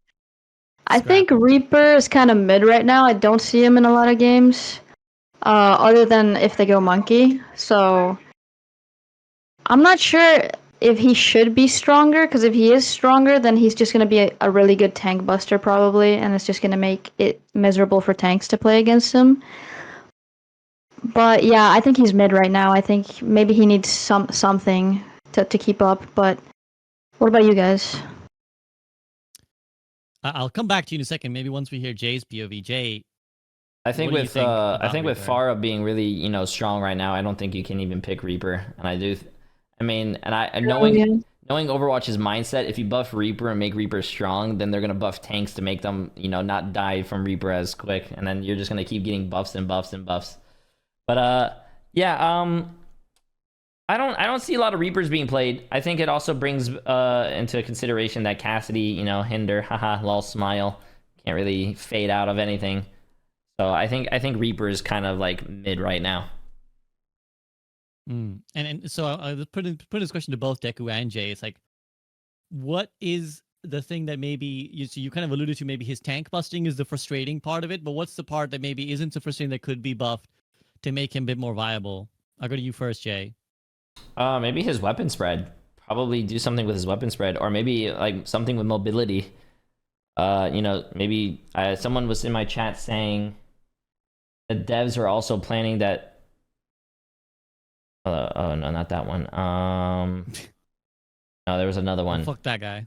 No, yeah, no. Shadow Step is getting reworked. That's what's been confirmed so far. So that'll be kind of interesting to see what they do. Okay, and Deku, how about you? What would you change if you were given the reins on Reaper? I don't know. I don't play any Reaper at all, so I have no knowledge on his playstyle other than like getting into your face and then wraithing away. Other than that, so what about the cheating issue? Shadow Step is his TP, right? We're talking about the one that's getting DPS changed? characters, not the cheating Maybe issue. that'll be something that can We're not can talking help about the game's issues. Reaper in this current meta, characters. but yeah, I'm not a Reaper expert, so I don't know. Okay, interesting. Spilo, Obviously, I'm sure you've probably done a. He's copying homework rework from on us. Reaper already. I so didn't know where is it- anything where are about we Reaper going? changes. I mean, it's just basically faster TP. I think we had an idea of like possibly giving Wraith form some sort of verticality. I think the problem with Reapers is just making sure that whatever you do, that it doesn't enable him to just bust tanks more. And I think that the spread thing that Jay was mentioning is in like the TP speed stuff like Ducky was mentioning is like probably the way to go. Problem with Reaper is just like I think he just lacks like a lot of Oh, I kit skipped the Reddit dynamics, and so I'm just AMA. whatever you do is just like opening up more options, opening more speed, allowing him to do more things. My only hesitation would be like you have to be careful with Reaper because he does. If you gave him like too much verticality or too much speed, like Wraith Form is like a ridiculously good defensive cooldown. Like it's actually maybe the best defensive cooldown in the game. I'm being a little facetious there, but like it's like old Summer Transcator almost, right? Like it's like if you time it right, like there is no counterplay, right? So we would just have to be careful with like how that's done because they're obviously aware of that. Like even with Venture, they don't want to give that kind of cooldown anymore. So yeah, just more options, tighter spread, faster TP, little things like that. Sam, do you concur? Yeah, he just kind of struggles to close the distance, and when he does, he doesn't excel. So I think that's pretty much all he needs. Comes down to mobility, man. All these new things are having mobility. Yeah. Yeah, it's one fewer hero. You know, the maps open up so much, right? And so like you have characters that just basically shoot tanks. There's one fewer of those, and the maps are more open. It's like it's fun. Yeah. It's fun. And the heroes that could only tank bust can't tank bust because the tanks have so much health. Yes. Like you just have to change them around.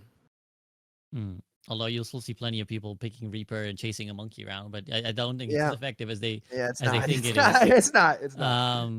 It's miserable though, that's for sure. Okay, let's move on to Sojourn then, because this is a hero I'm sure you guys have a lot of thoughts on. Jay, I see Jay vociferously nodding, so I'm going to take it to Jay first.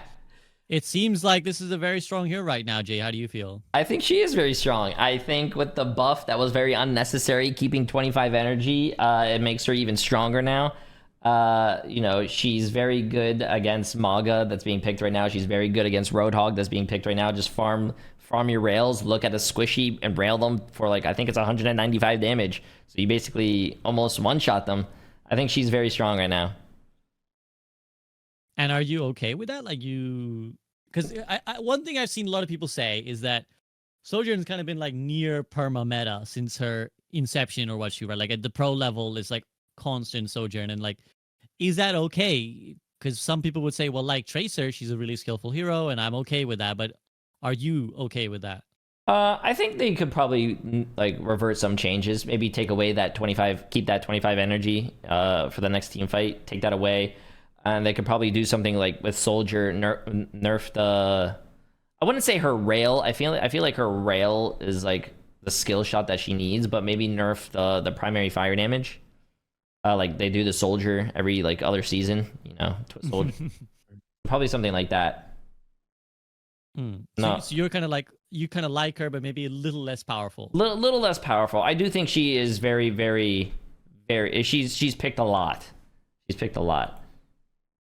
And do you feel the pressure to play her a lot as well? Like you kind of have to pick her. Yeah, I feel like there's either if I see a Roadhog, it's like when you see a Roadhog on the other team, I feel like you're pressured to play Ana because you want to hit them with that nades. That's the same thing with like, you know, Roadhog. He's just there. He's big. He's a big target. You can't miss him. Build a rail off of him and then shoot someone that's in the backline that's really squishy, and then you basically just rinse and repeat. And I think that's what we were talking about earlier, like it's getting stale because it's the same thing. Rinse and repeat. Go into a game. You're just basically put on like, you know, autopilot. Farm the hog, farm the Maga, rail someone else, and just keep doing the same thing. Dick, who's that how you feel as well? Have you felt like pressured to play Sojourn at all? Yeah, if they go Roadhog or if they go Mauga, or on the off chance right now they go Orisa, she's like, all right, I'm just gonna go spawn, swap the Sojourn. I feel like Sojourn's never been a bad pick ever since Overwatch 2, right? She's never been bad. So maybe they could just like nerf the rail a little bit and focus more Also, on her. Chat, you guys can't primary nerf fire? her mobility. Interesting. Yeah, I don't know, maybe something small, but she's definitely always been like a top pick every season. So she's really strong right now as well. Not changing the headshot multiplier. And again, like I'd ask you the same question: is that are you okay with that? Like fundamentally, if we say that like Sojourn will almost always be like a good pick potentially, is that something that upsets you, or are you okay with it? I'm kind of okay with it because it's not a big deal. You can always go Sojourn yourself to deal with it, but I guess it could be annoying to other players. Or if you're not a hit scan player, it could be annoying as well. Yeah, so the hit scan players maybe are fine with it, but we'll see how Spilo and Sam feel. Spilo, I'll go to you first. Sojourn, I'm sure you're always seeing her at the pro level, but is that Yeah. okay? Probably my second or third most coached character in the last 2 years, because like every Diamond Plus player, Overwatch League, like constant, she just has like a really, really high value ceiling. Like when you're good at Sojourn, it's like Tracer, you're gonna be able to do a lot with the character. And there's like one of the problems I think we haven't touched on yet is that Give there's so her many 2 characters in the slides DPS and cast remove the that just jump. don't really Are you relate on to the fucking You crack? could have the best Junkrat player in the world, and it's just like, what is this guy, Kea, who's like middling low contenders, and the guy's insane at Junkrat, but there's just almost what you can do with it. Sojourn is like one of those characters, like if you're good, like the ceiling is limitless. You're as good as you are, right? With not just the rail, like I think even the slide, the disruptor shot, there's like a lot of things that you can do with the kit. So that's both Give a her good and a 3 bad thing. And I do slides, think but it's instead unfair of to say, well, slides, it's a Sojourn's blink. meta, should How nerf about the crap out of the Waleed? How character. about I slide into Maybe, your ass? But that's the problem, is that like she's not very good until you're really good, and then she's really, really good, right? And I think we need more characters at that level. One criticism I have, and this is something I had literally since Alpha, when they released Sojourn, the first feedback I had with the character is like, hey, I love this character, but we need to shift more value into the primary fire and away from rail. I 100% agree with Deku. Because this character should be the vertical Soldier 76. It should be the verticality Soldier 76 with the burst of rail like Helix. We should tank the crap out of rail down to where it's like basically just a burst damage, but it's not anywhere close to a one shot. Like I'm talking like 150 with a headshot, right? And what you would do is you would need to reduce the delay from railing into shooting again, because the problem is the delay. You rail and you can't primary fire. So what you do is you almost completely remove that delay, so you could just shoot rail, rail, right? Then you can we can tweak this projectile speed, we can tweak how much damage, and it becomes like a much more like dynamic, like Halo railgun getting in there. It's not like farm the enemy tank, find a squishy, farm the enemy tank. That gameplay loop is really boring. And I just think that they need to lean more into primary fire, and I've been saying this for literally 2.5 years, almost 2.5 years. Sam, you so much humming and finger gunning that I feel like you don't have much What- more to add than the big What yes. did I say in season 2 SCB on the show? You remember when they changed? Remember the one change they did that I said was horrible, and I was really frustrated because she was underperforming at low ranks, which is why they gave her the 25 rail. They increased the spread, which hurts who? Oh, dude, I remember that. They I was so increased the mad. That spread was so of the bad. That primary was so fire. bad. So That was it's the worst. so she can't like mid-range check squishies, which means the only option is to shoot the Roadhog. The way they tried to change her in season 2 was horrible. I stand by Spilo. You're completely right. Tighten the spread. It's going to help more new players get into her because they're not hitting the railguns, guys. They're not. What they're doing is they're getting the primary fire. Tighten the spread. Reduce the ceiling on the rail. Good players will still get value with her. It'll help her a lot in the mid ranks, and it'll help rein in her ceiling too, and give her a ton more playstyle options. That is not, oh, I'm going to farm the hog and shoot my rail, right? I think the way they changed her was really, because the first time they did it, it was like people were just, that it was season 2, and like I just stopped playing because it was all Widow, Sojourn, Hog, Orisa, and I was like, dude, I can't play this. Like I'm going to go play Binding of Isaac or something, or Warzone or something else. So yeah, I would love to see them tighten that spread, revert the season 2 or 3 changes, reduce the cap on rail, and you can tweak numbers from there. That'll give her a ton more options. It'll help out new players get into her because she is fun. I mean, that's the kind of character that she's the kind of fun character that you want to introduce that has like a ton of like a really high ceiling, but she needs to be more accessible. And I think she needs a lower ceiling and be more accessible. And I think I think they just went the wrong direction with the character, like in season 2. Primary fire just feels so frustrating to use I know. sometimes. It feels like Ramatra's primary fire and Omnic. You're just like, what am I doing? They trying did to fix shoot? that too, though. That's what they kind of need to do to rail. And her what are they called? The bullets she shoots? Do we? I don't know. I just I don't call know it what primary fire.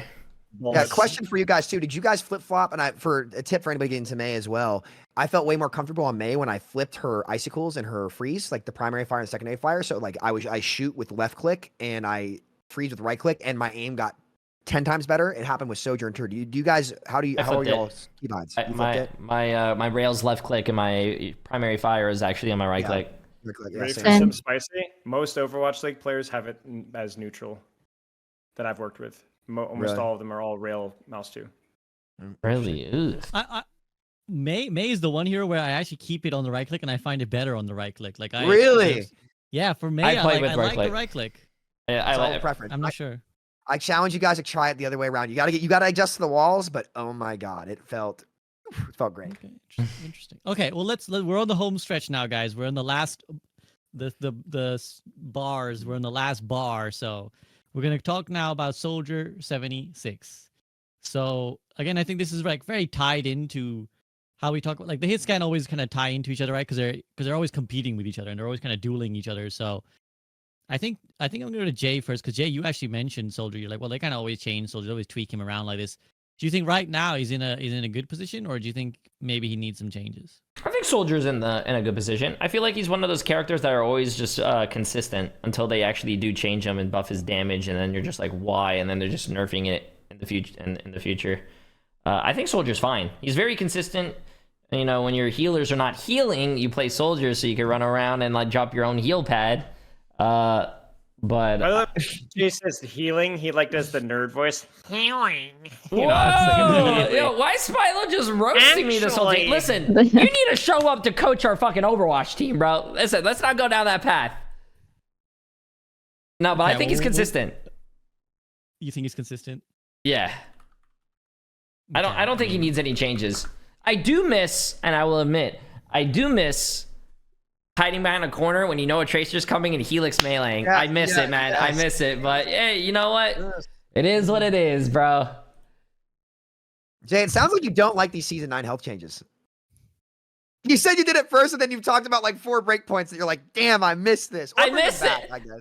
You know, 6v6. No, I'm joking. To be fair, guys. I feel like this is, we must contextualize. This is the man who wants 2 CP back. So I think you could just Hey, Listen. 2 CP's good. And they removed the player, so now you have one less player on the field. Would have been good. Listen, But you I want was 66 neutral back on too, so you're 66. like, bring back 66 and bring back 2 CP. Well, fucking... He's just here to like make us chaos. Jay's just wants Yeah, chaos today. I like it. Well, Jay's just I like, it. whatever was happening 3 years ago, let's just go back. And then 3 years from now, he'll be like, yo, bring back the fucking season 9 health changes. Overwatch 1? Like 6v6 though? Exactly. No. You're such a troll, bro. You're such a troll. Deku, how about you? Do you feel like Soldier's in a good place? Yeah, he's alright. He's playable on most maps. I don't find any issues with him, and he seems like a pretty fair character to play against as well. Maybe just for the shits and giggles, maybe we could just take away the recoil that they added, just for fun. Or I don't know. Yeah, that could be Yeah, or reduce it, just take it away, make it like how it was back then. with What, Bloom, like you mean? instead of going up, it's the bloom? Yeah, Really? I don't know how I feel about the maybe bloom. just to feel, just for it to be different. I feel Just like to throw some spice in there. Ooh.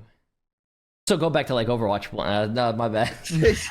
No. Yeah. Or that one J3 patch. solution. J3 solution. No, I actually prefer the soldiers like aim now. I feel like it's more rewarding if you have good aim.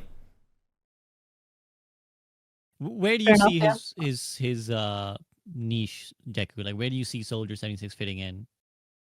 He's a really good flanker. I feel like his playstyle's better He's when very you're flanking with consistent. him, Soldier's other not than ass. when you're just frontlining. At least in Overwatch 2. Hmm. You like that Soldier's just like 10 miles deep in the back line, just like never dies, runs away, Yeah. and just harasses in the back line. Yeah, that's what's fun about him. I think that he's able to do that. Interesting. Okay, Spilo, is that how you would view Soldier 76? Yeah. Yeah, I would say so. I think that like I'm looking at Overbuff right now. He's the second most picked DPS in all ranks, and he's also the Wow. second most picked DPS in Grandmaster. I think he's like benefited a lot from like I know we complain a lot about like we've lost the Ash break points and Hanzo doesn't have one shot and May Icicle and like you can't, but actually Soldier's benefited a lot from these changes because if you think about like what Soldier historically struggled with, it's Hanzo. Right, mid long range, completely ruined him. Right, he worried about Pharah 2-tap. He worried about Sojourn, just ruined him. Even Ash, right, with a big problem, right, because you just basically get 1 or 2-tap almost instantly. So now, like, he can kind of compete more in the mid to long range because if you get shot, you're not dead. Like you can heal station and re-peek, and then you got another opportunity. I think my one complaint with Soldier is I think this heal station is like such an awful archaic cooldown that didn't work in Overwatch 1 and really doesn't work in Overwatch 2. What is the cooldown now? Is it like 18, I 15 or think. 18? I mean, it's like absurd. Yeah, they I think nerfed need it. To do, yeah, it's weird. I think they need to give him like a stim pack or something like that. You know, that you can The use on the stims. move. Oh my god, he stims himself. Seriously, is just Call of look at Duty. like StarCraft yeah, like Marine over here. you could actually reduce the healing per second by a lot too. Like if you allow him to use it on the move, I think that would Yeah. be like way more viable. Like give him a lot more That could flexibility. be But cool. I think he's honestly fine. That How could do you be heal your cool. team though? You give your team like the stem? You don't need to heal your team, bro. That's what you have That's- No, yes, healers you for, do. Jay, Yeah. right? I get. You know what's funny that you say that? I get most of my ult charge from healing my teammates because my support. do. Because you don't hit your shots. Whoa! I listen, do hit my well, shots, listen, sir. I have gold listen. damage. Listen. I'm just saying the big gag back at the spot. I know you know this joke because it was our East Coast gag. Is that we would say aimbot and FPS is OP in like prime goats Yeah. meta, and then we would pop a soldier biofield down and get visor like instantly. It was so Yeah. much fun doing that. Yeah. It is good. It actually Yeah. is good. You It can actually is. nade and then healing station as well. That's all. like, Drop so it to little- grab when you're grabbed. It's Yeah, budget trank. yeah. I'm telling you, budget trank. It was Yeah. good. Yeah. The soldier healing station on a nade. That's it. You're just. It was you gotta good. It was trank. You actually gotta good. It was trank. budget trank. Yeah. How do you budget feel about trank. Soldier right now, though? I think Sam? he's right where he needs to be. I think he's a great entry character of the game. He was my first hero I played when I played Overwatch. Well, Sky Industries, I'll never forget it. I was sitting, Jay, you might be right about 2CP. I was never a 2CP hater, but Sky was like my best map on Hanzo. And Anubis, like, come on, Doomfist Junkrat, that's my hero pool. But I remember like being on the top mid platform on Volskaya first defense, popping visor, like 5K'ing because nobody like hid in the noob lobbies from visor. I was like, this character's OP because it's aimbot and FPS. And that's actually, you know, I just started grinding Overwatch after that. But I think he's right where he needs to be. One compliment, I really like the ult change they did too. Like that's to me, yeah. it's Oh, like hitting the perfect- headshots? it's free value. If you hit the headshots, Oh, yeah, you're all yeah, in it. yeah, yeah, Like, yeah. I No, it love should that. do that. Like, I love that. It should do that. Yeah, good. I think he's in a great spot. Nice. Okay, awesome. Well, we can swiftly move on then, I think, to Sombra, which is, again, I think a hero. I know Sam and Spilo, you guys have both talked about her a fair amount, so I'm going to take it again to Deku first. Metro would be sad listening to this. How do you He feel fucking about hates current soldier, and I think he swears he's underpowered. I feel like well, that's because it's she's Metro. alright. She's not too powerful or too weak. You can easily, counter her if you just play smart. But yeah, I mean, I don't play her at all either. She's kind of good at countering Doomfist and Ball, so if I have a Sombra on my team and while I'm playing against Doomfist and Ball, I'm all for it. But yeah, as a hit scan player, you don't really have like too much trouble with Sombra, I would say. That's probably like more like if you play Genji, if you play like niche heroes like that you have issues with Sombra. But I think she's all overall good. Not too OP, not too weak. She's good right now. Which is sad because I just got a raid from Fitzy, and so I asked him, "Yo, how do you feel about Sombra?" And he says, "Haven't played enough recently." So unfortunately, Oof. we won't get a verdict from Fitzy here. But what about Spilo? Your verdict? Where's your you've been a big fan of the Sombra rework, haven't you? Yes and no. I think it's a lot like the Pharah thing, where it's like it's going to be like a 3 or 4 step process if we're being honest. If she's ever going to get the decision or the attention that she needs, I think the big problem with Sombra is that like you have a utility character. People love to use that word, but then I ask like, what utility does Sombra have? And they state things that everybody hates, like hack and permastealth. And you're like, all right, well then we need to figure out like what kind of utility does Sombra want to have. I think the first thing you need to find out is like, what does this character's identity need to be? And then probably the first thing that needs to go is permastealth. Because then once you deal with permastealth, you add like reintroduce risk into the equation and counterplay into the equation for the defenders. And then you can allow her to be a more effective assassin, a more effective short to mid range character. Because the problem is like you could tweak virus and damage and hack till the cows come home. But when she's allowed to cheat the rules of the game and stage for free with no limits, then it's like, how do you balance that, right? Like either she's way too effective of a spawn camp or a way too effective assassin, or she's way too weak because she can literally go for any target that she wants. And so I think just permastealth, start with permastealth, start maybe with how effectively she can consistently hack. I do think like a lot of the EMP changes, I would prefer to have more of her kit shifted away from EMP and more into her neutral. But it's a big topic, and I think just to keep things short, I think start with permastealth. Jay, how do you feel about that? Well, how I feel about Sombra is I think the health changes actually made Sombra a lot more viable. As of right now, I don't see a lot of Sombras. I do think they kind of like botched her when they changed her EMP. It does like what 30% now instead of 40 or even 50%. I feel like they can do some of what like Spilo said. I don't think I don't see a lot of them. Even the counter ball, like Deku was saying, I don't even go Sombra. I go Cass at this point. And I think that's probably where Quakedawn's hatred came for Cassidy, because like in many ways he's like the more effective counter because he counters but also does other things, whereas the Sombra pick into the ball Doomfist is kind of like I only do that, like that's the only thing I do, whereas the Cassidy is the more viable pick all around. Yeah. Sam?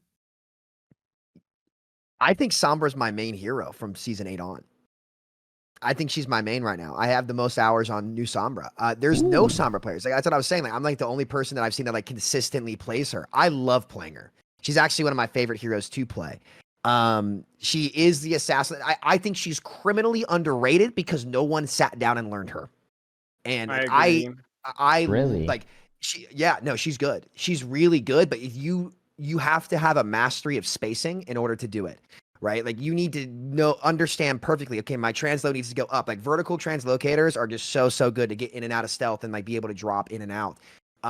Hack Virus, insanely strong. I think I hit like rank 20 on Sombra, like one tricking her basically. Like I think you and Yeetle were popping off.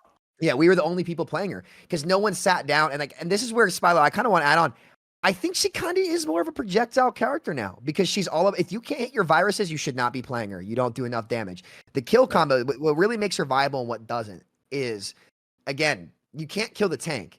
Hacking tank, not good unless it's a diva that you can quickly blow up. The question is, what supports are they on and what DPS are they on? And if there's a matchup that your hack virus combo is good versus, you can play her. If they go Bapalari or Bap Brig or Kiri Brat Bap or something like that, it's much harder to play her, but they play Lucio. If they play Ana and you have a single target or a single matchup that you can stage for free with, Spilo, and permanently farm, she's very, very good. If that matchup is not there, she's unpickable. And that's kind of what I learned from playing her. But I'd have to pull up my Sombra stats. She's definitely like my main character that I've been playing. And she is very, very good. EMP post 2.5 second lockout time is significantly better. But yeah, I would say that she is very, very slept on right now. And I do agree that perma-stealth probably should go away. But if perma-stealth goes away, then they can afford to put more power into her kit. But I will say this, be very, very careful. She is very slept on right now. She is much better than people think she is, especially when she gets the opportune matchup. It's just when she doesn't get the opportune matchup, she's just unpickable. And that's where she does tend to fall off. But I think she's very, very fun. And I love the rework. I love the skill shot. And Hack Virus is better. I don't care what anybody tells you, especially with higher health pools. You got to get that extra damage that Hack does onto in terms of burst. And it is worth doing that. So also, I aim like for the feet. Yeah, I like the translocator thing. Like it does feel like the risk is just, I cannot emphasize like how much, maybe it's just me, but risk just makes the game so much more fun to play. Oh yeah. Oh yeah. Oh yeah. I mean, translocator is kind of still buggy, but it just feels good. Yeah, we talked about the screen lock. We were also blessed to have. Oh, Ruben they now, need to those disable all the- that. Yeah, sorry. go ahead. Yeah. No, we did mention. I was gonna say we got Ruben in chat as well. So Ruben Sargon says, I think Sombra is all right now, but a lot of people think she sucks. So I think that She that doesn't probably suck, yeah. echoes your sentiments, Sam. That I Yeah. think she's a bit underrated. So And a reminder to everybody at home, the reason why Sombra sucks for most of you, go into your hero settings. I don't know why they did this, but you must have disable translocator camera lock set to on because it turns off the force screen lock when you throw your translocator so you can look around the map and already be going the direction you're looking. It is, I cannot stress how important that is. Also for Echo, hold for flight must be on so that you can get more of the flight boost tech. So just remember that one at home if you guys even want to try to play the character. nice. Okay, awesome. Let's move on to Symmetra then. Gotta let Jay go. Another thing that I think a lot of you guys mentioned already, but J3 apparently do have some thought.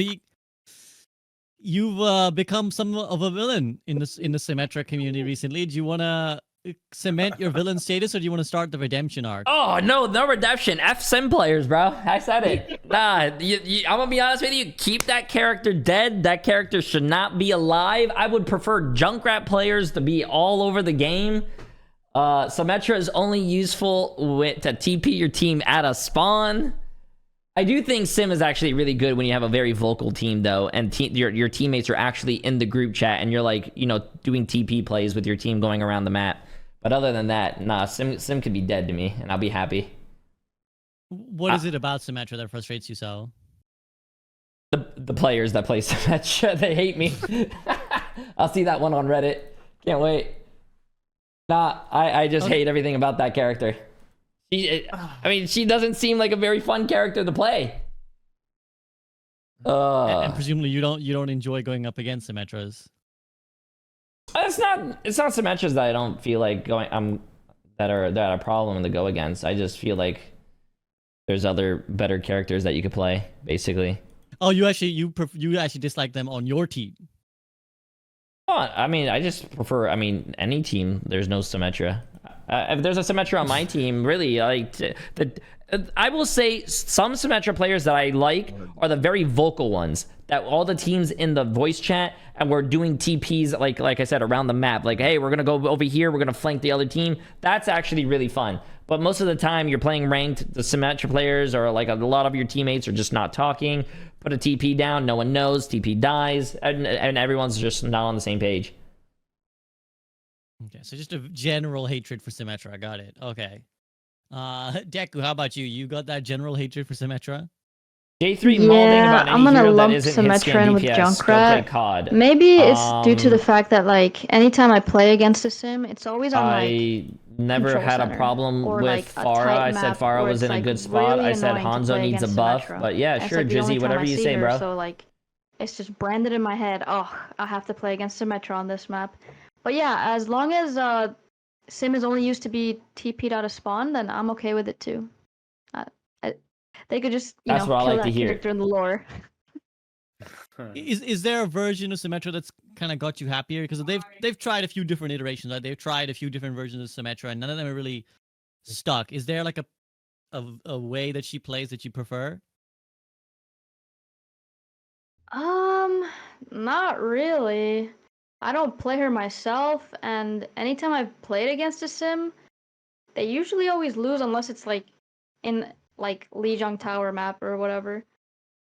Like I don't think she's like super strong or anything. If anything, she's just more annoying to deal with. Like, why did they buff the TP health anyway? Like, I'm just sitting there shooting the damn TP.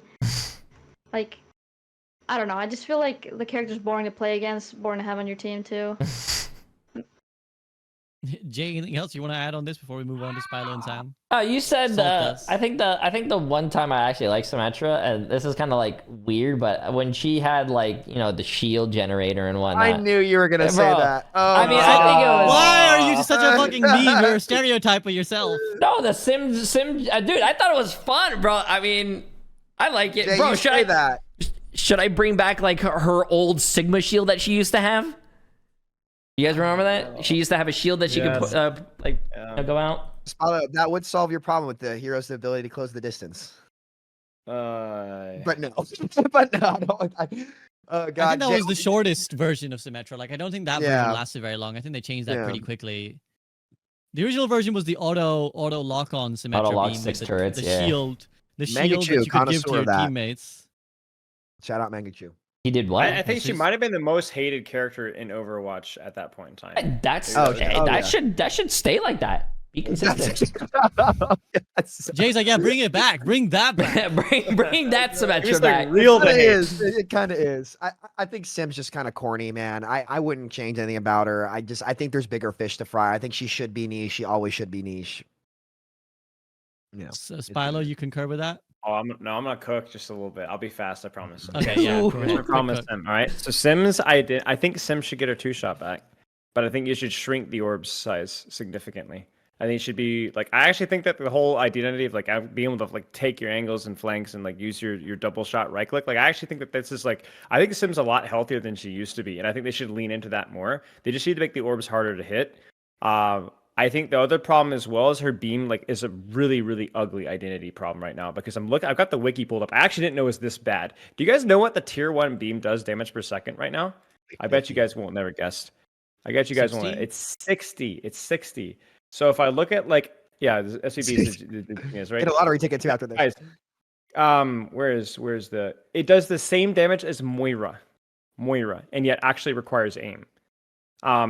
The problem with that isn't. Can you guys guess what tier 3 beam does? 180 damage per second, and that's a major problem because what ends up happening is if you get the capability to focus tank or focus the shield, the beam becomes like absurd. But getting to that point is the hard part. She doesn't have the HP. She doesn't have the time to do it. I think here's what I would say: give her a 2-shot back. Reduce the teleporter HP. I agree with Deku. It's ridiculous how much HP that thing has, so that she can make solo plays. I actually would also say that I don't think she needs 3 turrets. I think 2 is fine. I think for the scouting and the combos, whatever you need, you don't need 3. And then finally, I think that you need to buff the primary fire on her beam to be like 70, something like that. And it needs to, 180 may be a little too high, and it needs to scale faster. So that the problem with the primary fire is it's unusable in a squishy 1v1, almost unusable in a squishy 1v1. Because by the time it should be an effective weapon in close range if you can track that accurately, but it's not. Because by the time that you actually get to tier 2 or tier 3, you're already dead or the fight's over. If you go to 2 turrets, I think you're gonna have to buff the damage though, and then as well as like I don't think so. Really, because these are all buff. Because these are all buffs if you think about it, right? Like even if you nerf projectile let's let speed. Jay finish his thought. What do you? I was Yeah, just go gonna ahead. say, I do think I think it would be beneficial to her if you do maybe bring that 2-shot back, maybe, and also reduce the size, because the size right now is huge, even especially with the projectile and hit scan changes. Yeah. I think her being like a semi like strategic solo / team oriented flanker where like you can do the secondary fire at like mid to long ranges, but you have to aim really well. And in the primary fire, if you can track really well, you're actually rewarded for it. I think that's the problem. I think the character is honestly fine behind that. Maybe you could even remove like the healing on doing damage to shield, like the shield generation. Like you could tweak that more. The only thing that I don't have an answer for is the ultimate. I think the ultimate's like pretty rough. Like it's really, really strong. It's not a very, very frustrating ultimate. Doesn't feel that great. Doesn't look very great though. That's always the one that gets No. banded out when people want to say, look at how bad Overwatch is visually. Okay, But I so think long story short, I think there's options with him. I don't think she's as bad. Like there is like playmaking potential available there. Like, but yeah. Okay, well let's go on then, because again, just in the interest of time, 3 heroes left, guys. We're moving on to Torbjorn. How do we feel about Papa Lindholm? I'll go to Sam first. Sam, Torbjorn. He was the biggest sleeper in the DPS role until Farah got reworked, and she's really good. I think Farah hard checks him, but don't change him. Like his shotgun, he has been better Reaper. He really is better Reaper because he was, again, like he had the range options, the turret to set up, as well as the shotgun up close. I think he's really, really good. I would not touch him at all. I think his rework was one of the better ones they ever did. I think Farah is just checking him right now. Farah just hard checks him. So I think when Farah stonks go down, Torbjorn is right back up in like A tier, I'd say, but he's probably B tier right now. Okay, Jay's nodding. Jay, you concur? I like that. I think Torb is good right now, dude. There was a game though that I don't know what they did. I think it was the most recent one. Dude, it would be a cool idea to see Torbjorn's turret stick on walls and ceilings and stuff. I think that was a cool change. That Maybe could That's be April pretty Fools, flexible. wasn't it? And maybe They did reduce the health on it too. Yeah, maybe like even change the health. If they do that, maybe nerf the damage a little bit, but like, or I don't know. We'll see. Bronze players would hate that. I mean, they have a hard time hitting the turret when it stood still. I know. When it's attached to a teammate like it was in April Fools, that shit goes crazy. Yeah. Okay, that's interesting. I think Frida, if he was here, would have spreading some hate on Torbjorn. But Deku, how do you feel? You're kind of happy with Torbjorn? Yeah, I think he's alright. Like how Sam said, Farah's just keeping him in check most of the time. If someone goes Torb, you can just go Farah to quickly counter it. But other than that, he's pretty good. He can get up in your face and like do a lot of damage. He is better Reaper, like you said, so I think he's alright. He does not need any changes or anything. The turret, you're fine with it? Like that's usually where people's frustrations lie, and especially in the middle ranks, it's just like the turret, just too much free value. You're I okay with it? mean, the turret's fine. You could just shoot it. It's not that hard, but I think he's fine where he is. I don't think there's any changes needed for Torb right now, currently. Spilo, you're happy with What's Torb? up, BP? I'm not No. doing that. I love Sam. No, I think that like his identity as a builder is like kind of failed. I would love to see them give him more variety of like turrets and different utility turrets, and I'd like them to have them actually have a timer. Like they only last for a certain period of time, where they could be extra effective, but like that introduces some cooldown management. The turret is either completely useless or like really, really annoying if you're in lower ranks. I think that he just like lacks. He doesn't really have a good gameplay cycle. It's basically just throw your turret on an angle where you can't be shot, and then spam down main, and generally pretty much tank bust. I don't even like his matchups versus most of the DPS or support cast. We did a whole like counter videos, like what count, dude. Torbjorn is countered by like 2/3 of the DPS cast. Freaking Ashe, Cassidy, Echo, Genji, Hanzo, Pharah, Sojourn, Soldier, Widowmaker. Like there's so many characters that have like really good matchups this Torb, and it just basically becomes like it's like a skill check for like so many of those matchups. So I don't know. We don't have to go into it much more, but I think that like having some sort of like more of choice with what he could do with like the builder dynamic would be interesting. We even had like an idea of like giving him like a hammer flip, like leaning more into his whole like hammer identity, like doing something fun with that. But like I don't find him very interesting to play versus Oraz. I mean, definitely worth. I think there's really interesting ideas. There's lots of food for thought, and I think probably just not on their high priority list. They're probably not like because he's not overly problematic. So I don't think they think that like, oh, we need to start thinking about what his turrets can do. But those are really fun ideas. Maybe something to explore in one of these mirror watch type situations, or a quick play hack, or April Fool's, something just to see, some different ideas for utility. Okay, let's talk about Tracer then, second last hero, and one that I'm sure there should be lots of discussion on. I will have to take it to Jay3 first. I will make no jokes about you whiffing pulse bombs because I'm sure you get plenty of them. So Jay, unironically, how do you feel about Tracer? I think Tracer is one of the strongest characters right now, especially with the DPS passive that we were just talking about. You know, spray 20%. She's had very high mobility. I feel like she was played a lot, and even in the OWCS, if I'm not mistaken. Oh no, I think she was played a few times. I think Cassidy and Sojourn, and there was a lot more. But I do think she's really good as of right now. I don't know if she needs any changes. I feel like if you change anything about her, she's gonna become like horrible. So no, wait, Chaser's underpowered. Give her 20 buffs, please, and thank you. No, see, my chat is okay. Never mind. No, I think she's good right now, though. Really. Yeah, I guess there hasn't been any significant change since Overwatch 1 that you can suggest we go back to, so you're pretty happy, generally. Oh, if you want to do that, bring back Pulse Bomb to like 400 damage. No, It should be 500 damage now. You know why? Because if you are nanoed as a Soldier 76 and you are visoring and a Tracer was able to get close enough to you to Pulse Bomb you, you should be able to die from that. And Cassidy just does that. Fucker does not die to a pulse bomb. That guy just shrugs rolls everything it. off. He just rolls it, yeah. He Which is shrugs kind of everything crazy off. if you think about it. I'd love the lore explanation for why his roll just suddenly makes him immortal. Like, what's like? Apparently, when he stood standing still, like he's fine, but like when you're rolling, he's a fucking beast. Yeah. Deku, I think Jay alluded to something there, which is like Trace is always on this like razor's edge of balances, and she's like just very close to taking over, very close to just almost being unplayable, especially if you're not really good at her. Where do you see her right now? You kind of okay with her or not? I think she's really good, but I think it's fine because she's hard to play.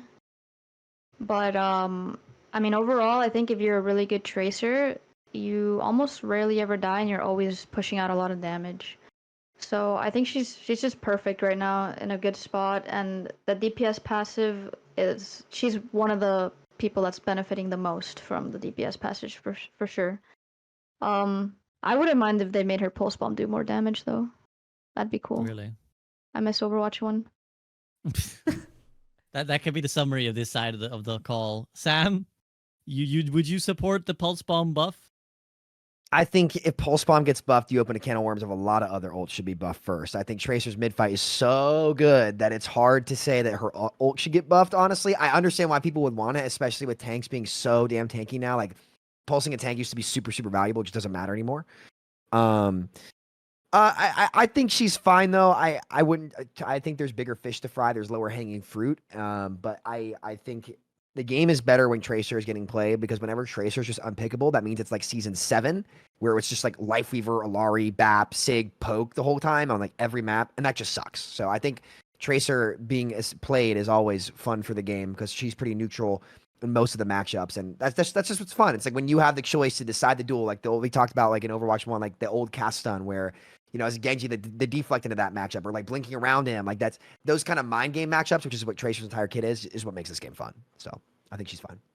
Honest, Dante style. Honest, you know? honest. That's hero. the most Dante Honest. thing ever. Dude.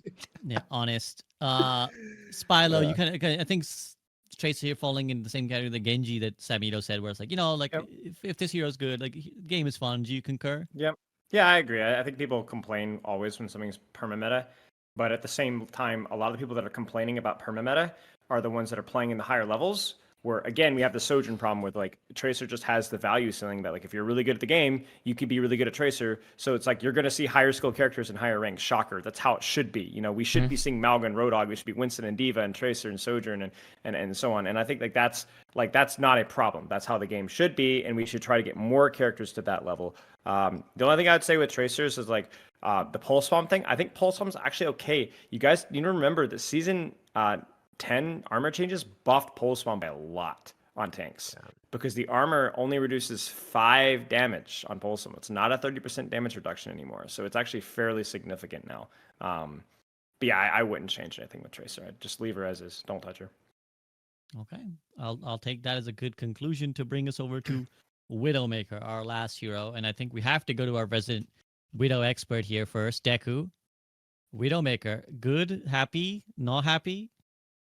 I mean, she's all right. I don't really one trick her or anything. I just play her on the good Widow maps or whatever. I think she's in a fine spot. She she has her one shot, but it's a skill shot, so it's all right. The thing is though, like, I don't know why, but like anytime there's like cheaters on, they're always on that character, and it's never on an actual Widow map. So that's where like I get annoyed about Widow when there's cheaters. But other than that, I think Widow's fine in and on itself. Okay, reduce the mine cooldown maybe. That's the only complaint I have. You just feel like it's not up enough to kind of deal with the flankers that are coming for you? I just feel like it's really long for no reason. Like, it takes forever. I'm like waiting on it. I'm like, all right, I should have it by now. I check. Oh, still more 5 seconds left. Okay.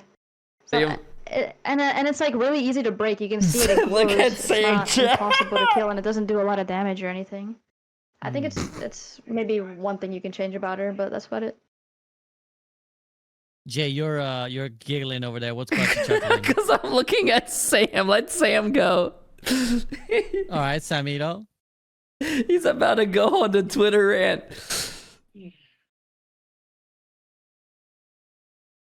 Widowmaker is the most broken DPS in this damn game. Actual cheat code hero. The stupidest, dumbest proof of hit scan bias I have ever seen in this damn game. Truly unanswerable. Like, it baffles me that this hero has not been touched yet, but I get why, because you're kind of stuck if you're Blizzard. It pisses me off so much. Widow is the only hero in this game where you can have a kid going 10 and 10, 1-for-1, and still be holding the lobby hostage. It is absurd. It is actually absurd how freaking awful this hero is to play against. Because, and here's the reason why, and it really sucks, because like they've put themselves, I'm going to quote Jay, they put themselves in a bit of a hole here, right? Because she's only good on her maps, but I've had people force her in a lot of different ways.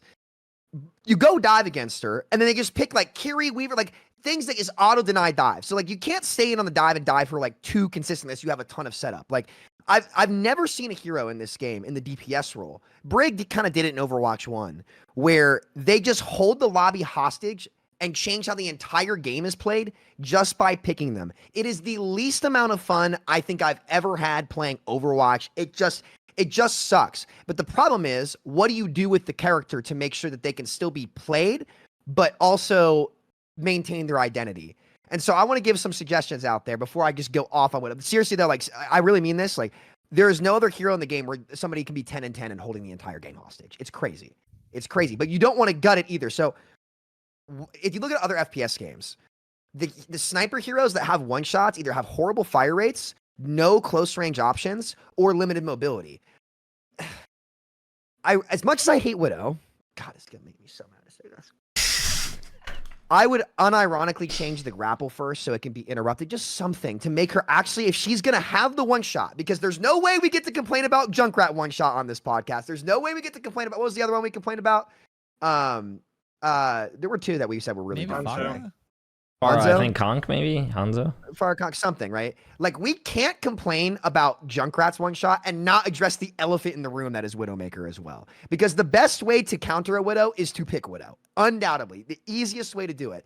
And honestly, I don't know how to fix it. I wish I had an answer. I don't. All I know is that it sucks. It's worse than Junkrat because, again, like, I insta-peek a corner, gone. What am I supposed to do to that? Not peek the corner? Okay, not play the game? I'll just sit in my spawn AFK. That's what I've started to do. I'll just AFK. She's an actual cheat code hero, and I don't know how to fix it. I don't. I wish I did. I don't. I think she rewards so much for what she requires. And there's a reason why all the cheaters can pick the characters and instantly get a ton of value. It's because it just rewards so much for like the simplest things. But you don't want to get rid of it either, because like snipers and FPS games are what like sniping in FPS games is so much fun. Whether it be Warzone, whether it be I guess the op and CS. Like I'm not sure if Valorant has a sniper or not. That is a really rich identity that is super super fun. But holy shit, there's just like there's so much that goes into it in Overwatch, where it's like, okay, you want to make it diveable, and then okay, Kiri exists, Weaver exists, Alari pylon's there. Like if I go Sombra, they have Alari Widow, I have to break the pylon first, because Spylo, there should not be a turret in this game that lasts forever. There's not one. There should not be one that like it just. I'm gonna let everybody else go. All right, yeah. Before I go to Jay and Spylo, I want to give Deku the chance to answer these accusations that have been labeled the way of players like herself. Deku, what is your response to what Samito just said? I mean, I get it. It is frustrating playing as a character that can one-shot you across the map. I don't have an answer though for fixing it, because like it's Widowmaker, it's a sniper. How are you gonna fix that? It needs to like maybe make the head hitbox even smaller, but to make it even more of a skill shot. But I don't know. I mean, I love Widowmaker, so. It's only at the ceiling too is the hard part. It's only at the ceiling. It's like most players won't deal with that, but once you get there, it's the same thing with DPS Doomfist, where like DPS Doom, 95% of players just went straight down mid. But once you hit his ceiling and you're able to go in and do what you could do with Doom, it was miserable to play against. And I understand why people hated it so much, but that's why I loved it, because it was Xyz's answer to like Xyz's backline comp. So like I see why people would like it. I have no answer either. So it's just I don't know what to do. I really don't. All right. Well, Jay3, has this satisfied your anticipation of seeing Samito? Oh man, I think that was the best thing I've ever seen in a while. I'm gonna be honest with you. I do think I could see what Samito's saying. I do think when you're playing Widowmaker and you are hitting your shots, you are playing server admin. And I'm thinking about ways how to fix Widowmaker, but I can't think of one, because I played Fortnite back then just to play it and fuck around. They nerfed snipers in that game so they wouldn't one-shot, and it was fucking stupid. It was hell. It was and Warzone too when they do that. And then they also did something similar in Apex, where it's the Kraber. The Kraber can still one-shot unless you have like a level 3 helmet or higher, and that combats the one-shot, but you still get left with like a little bit of health. So I actually don't know. It's very interesting that you said with the grapple. As soon as you take like a little bit of damage, maybe your grapple fails. Maybe you would take away some of her close quarter combat, maybe. So if you do break in close, she can't do anything. So that would be very interesting to see. But I actually don't know how they would do anything to nerf Widow. Spylo, can I bounce an idea off you? Yeah, go ahead. Yeah. Go ahead, Sam. So sorry to interrupt you, SVB. Okay, what if this happened? One, I've always said this: the way to approach Widow is indirectly. It has to be indirectly, because you can't like. It's when heroes like Genji are suffering and different things are suffering, and again, sustain becomes so good that you can't challenge her, that things get tough. I think that grapple, if you start taking damage or something, you should not be able to grapple. If you're going to commit to a spot on Widow, you shouldn't just be able to take the angles for free. Like, you should have to really think about your positioning. I think the grapple change could be a good one. I'm okay with Venom Mine coming way lower, because that is a skill check for flankers. Like, you can break the Venom Mine. There's things that you can interact with that. It's like, I think the big frustration that comes from Widow for me is my inability to do anything, especially with how easy it is to apply invulnerabilities and healing on support. Whether it be the hardest is when they have a Lari and they have the third support up permanently. I think making Pylon not be permanent is a really, really easy thing to do. I don't know, Spot. I'll toss it to you, because this is going to go on for a long time. I don't want to. We've been on here for a while. I don't want to rant about it forever. But my thing is, like, there needs like indirect value is how you need to cut off Widow, and it's so frustrating to play against. It feels like the Hanzo thing just needs to decide like what direction we go in the character. We're going to maintain like the super static high risk high reward identity, where like you said, you get really punished if you get caught with your pants down. Problem with that obviously is that's going to limit like the number of situations where she's viable even more than she already is. Yeah. Without necessarily addressing the problem initially. I would I think that like indirectly, maybe I agree that she's probably the most difficult to balance character, maybe in the entire cast, even harder than like a Roadhog. I think like I don't know what you can do with her.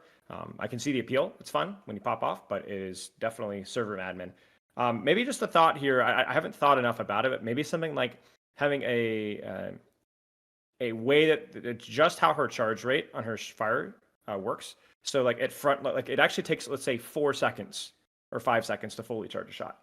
But the first second or two gets you to like 60, 70%. So you can scope in quickly and get a decently charged shot, but you can't actually charge a one shot unless you're charged for 4 or 5 seconds. So what this means is that she's able to consistently do competitive damage.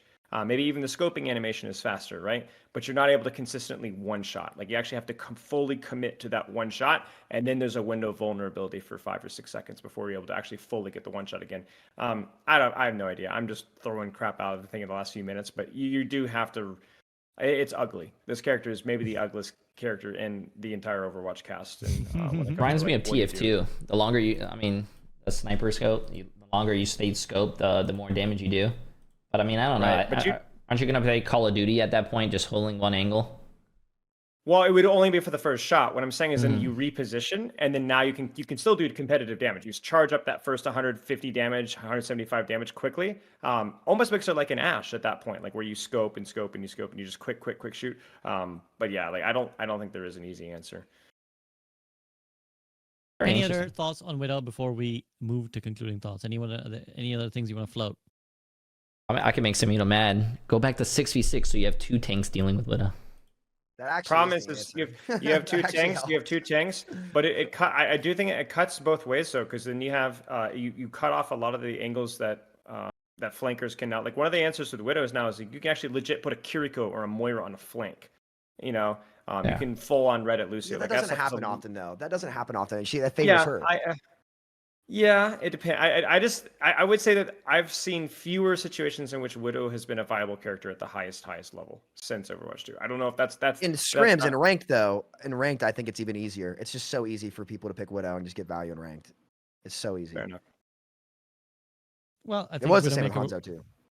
Widowmaker will always be one of those heroes. No, she just will always be one of those heroes that kind of has this because, as you guys have already alluded to, there's just such a boomer bust with her. Like you can just destroy the lobby, but also it is a skillful hero. We do want to reward that. And then how do you change you do want the sniper to have a one shot and have the reward for hitting the shot? So I think the easiest is grapple. It has to be grapple. It just has to be grapple if you're going to touch her directly. That's it. Just don't let her get away for free if she's being dove, and make the supports peel her. I don't know.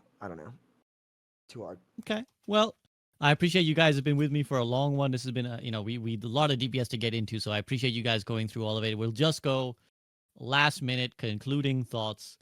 I'll ask you guys one simple question. What is the most pressing thing you think they need to do in terms of helping DPS? Like, what is the thing that, like, if you were like, this is what I would like to see as a DPS representative, this is what will make the game more fun, less stale, or maybe just, buff my character, whatever it is that you want. I'll go to Spilo first. Spilo, what is the one thing that DPS would benefit from the most? I think individual attention with the kids that need addressing. I think what we did today is like something that I'm sure the Blizzard team is doing it, but I just want to see them continue to do it. Like discussions about Hanzo and Mei, and just never in a vacuum. I think DPS is fine overall. Would just like to see some tweaks for each individual character based off of what they need. Nice. I like that. Sam? I think they need to find a way to create more options for DPS. I hate to say 6v6, but I know the answer is not a raid boss tank. I would be interested. I would be intrigued to see them try making things less tanky and creating more options for me to go get direct value on. Like I definitely am feeling the pain of, sure, I can access the space easier, but what's the point of having the space if my gameplay options are significantly less than they were before, especially when heroes are being left behind? I'd love to see them create more organic value that I have to create through my agency, and not passive value that just the game just says, oh, well, you kind of have to do this. Like get rid of the tank ult charge reduction thing. I want to get rid of that. Let me farm. Let me farm hogs. Let me do that. Whatever. Yeah, here we go. Well, anything that's anti-hog makes me happy, but maybe Deku doesn't agree with that. Deku, how do you feel? What would you? No, I want agree for with DPS? that. Yeah, I'm all for Yeah, I'm all for like nerfing the tanks because like it just feels like no matter what you do on DPS, tank is always still gonna be more important, even with the DPS passive. And I agree with Spylo that some individual DPSs need to be looked at and tweaked for their own purposes so they can keep up. But other than that, yeah. What would you want is like your main thing? Just nerf the tanks, please. Nerf tanks. They're OP. They're better DPSs, better bigger DPSs that do it True. way better. I don't know. See, Jay, now you're gonna have to make your mind up because it's like, are you gonna go at the tank players? You're gonna go at the support players / healer players, whatever you want to call them, I'm or are you consistent. gonna continue to anger the Symmetra players? I'm What do you want? consistent. I hate everyone. No, Just a hater. no, I feel like my biggest thing for I guess to conclude everything is like I wish the devs or even the Overwatch would just answer or give us more information. Like they did an AMA and I just learned about them changing Reaper. I never even knew that. I wish they just did more stuff like that, or even just gave us a little bit more information, or just talk to us a little bit more. But I do agree with Spylo. They need to change some of the heroes that are not performing as well, and like the very low hero pick, I guess. That's probably what I would say. Interesting. I'll applaud both you and Deku for not bringing up just always just bring back 6v6 guys like that. That's my real answer. They should make a game mode. I'm being honest. Make an arcade game mode. Make it like a week thing. See how people like it. See what I think that would pop off. I think that would be a huge thing that Overwatch should do. I agree. Bring back 6v6 guys, please. Sam's just quietly loving life. He's like, yeah, man, look at Dude, nah, I'm honestly tired. I'm just tired, man. I'm just tired of Hog. My soul's burned out. I'm like, what is that meme where the dude's just sitting there and he's just like, is it? No, it's from Cyberpunk. It's from the Cyberpunk anime. It's about SVB, Dodo Dragon's Blood on Netflix. You need to watch that. Dude, I do need to watch. I don't have a Netflix subscription anymore. I canceled that shit. Damn, I since they- canceled mine. When they did all that bullshit, I was like, fuck these guys. Wait, what bullshit? We're not the gonna go screen on forever. sharing, the screen sharing stuff. But yeah. Yeah. I didn't even hear about this. I can't share with my family anymore, so fuck them. Yo, what's up, P-Man? I get you, man. I get you. And I appreciate all of you guys for giving me your time. And this was a long one, but it was a good one. Thank you for giving me such a wide depth and breadth of opinion. I hope that some of this will be helpful to the devs, and hope we'll see some cool, fun changes. Hope you guys feel less stale about the game. I hope it's exciting, and I hope at least maybe the next season brings some exciting changes for you guys to sink your teeth into. But for now, thank you to Samito, Spylo, Jay3, and Deku for joining me. Please show these guys some love. Thank you so much for your time, guys. Anything else you want to say before I let you get going? No, thanks for having us. I hate Sim. Yeah, thank you. Yeah. Pretty Well, tough. thank you very much, Alright, guys. thanks. Peace out. Okay, friends. YouTube thinks you might like this next video, so let me know if they're right.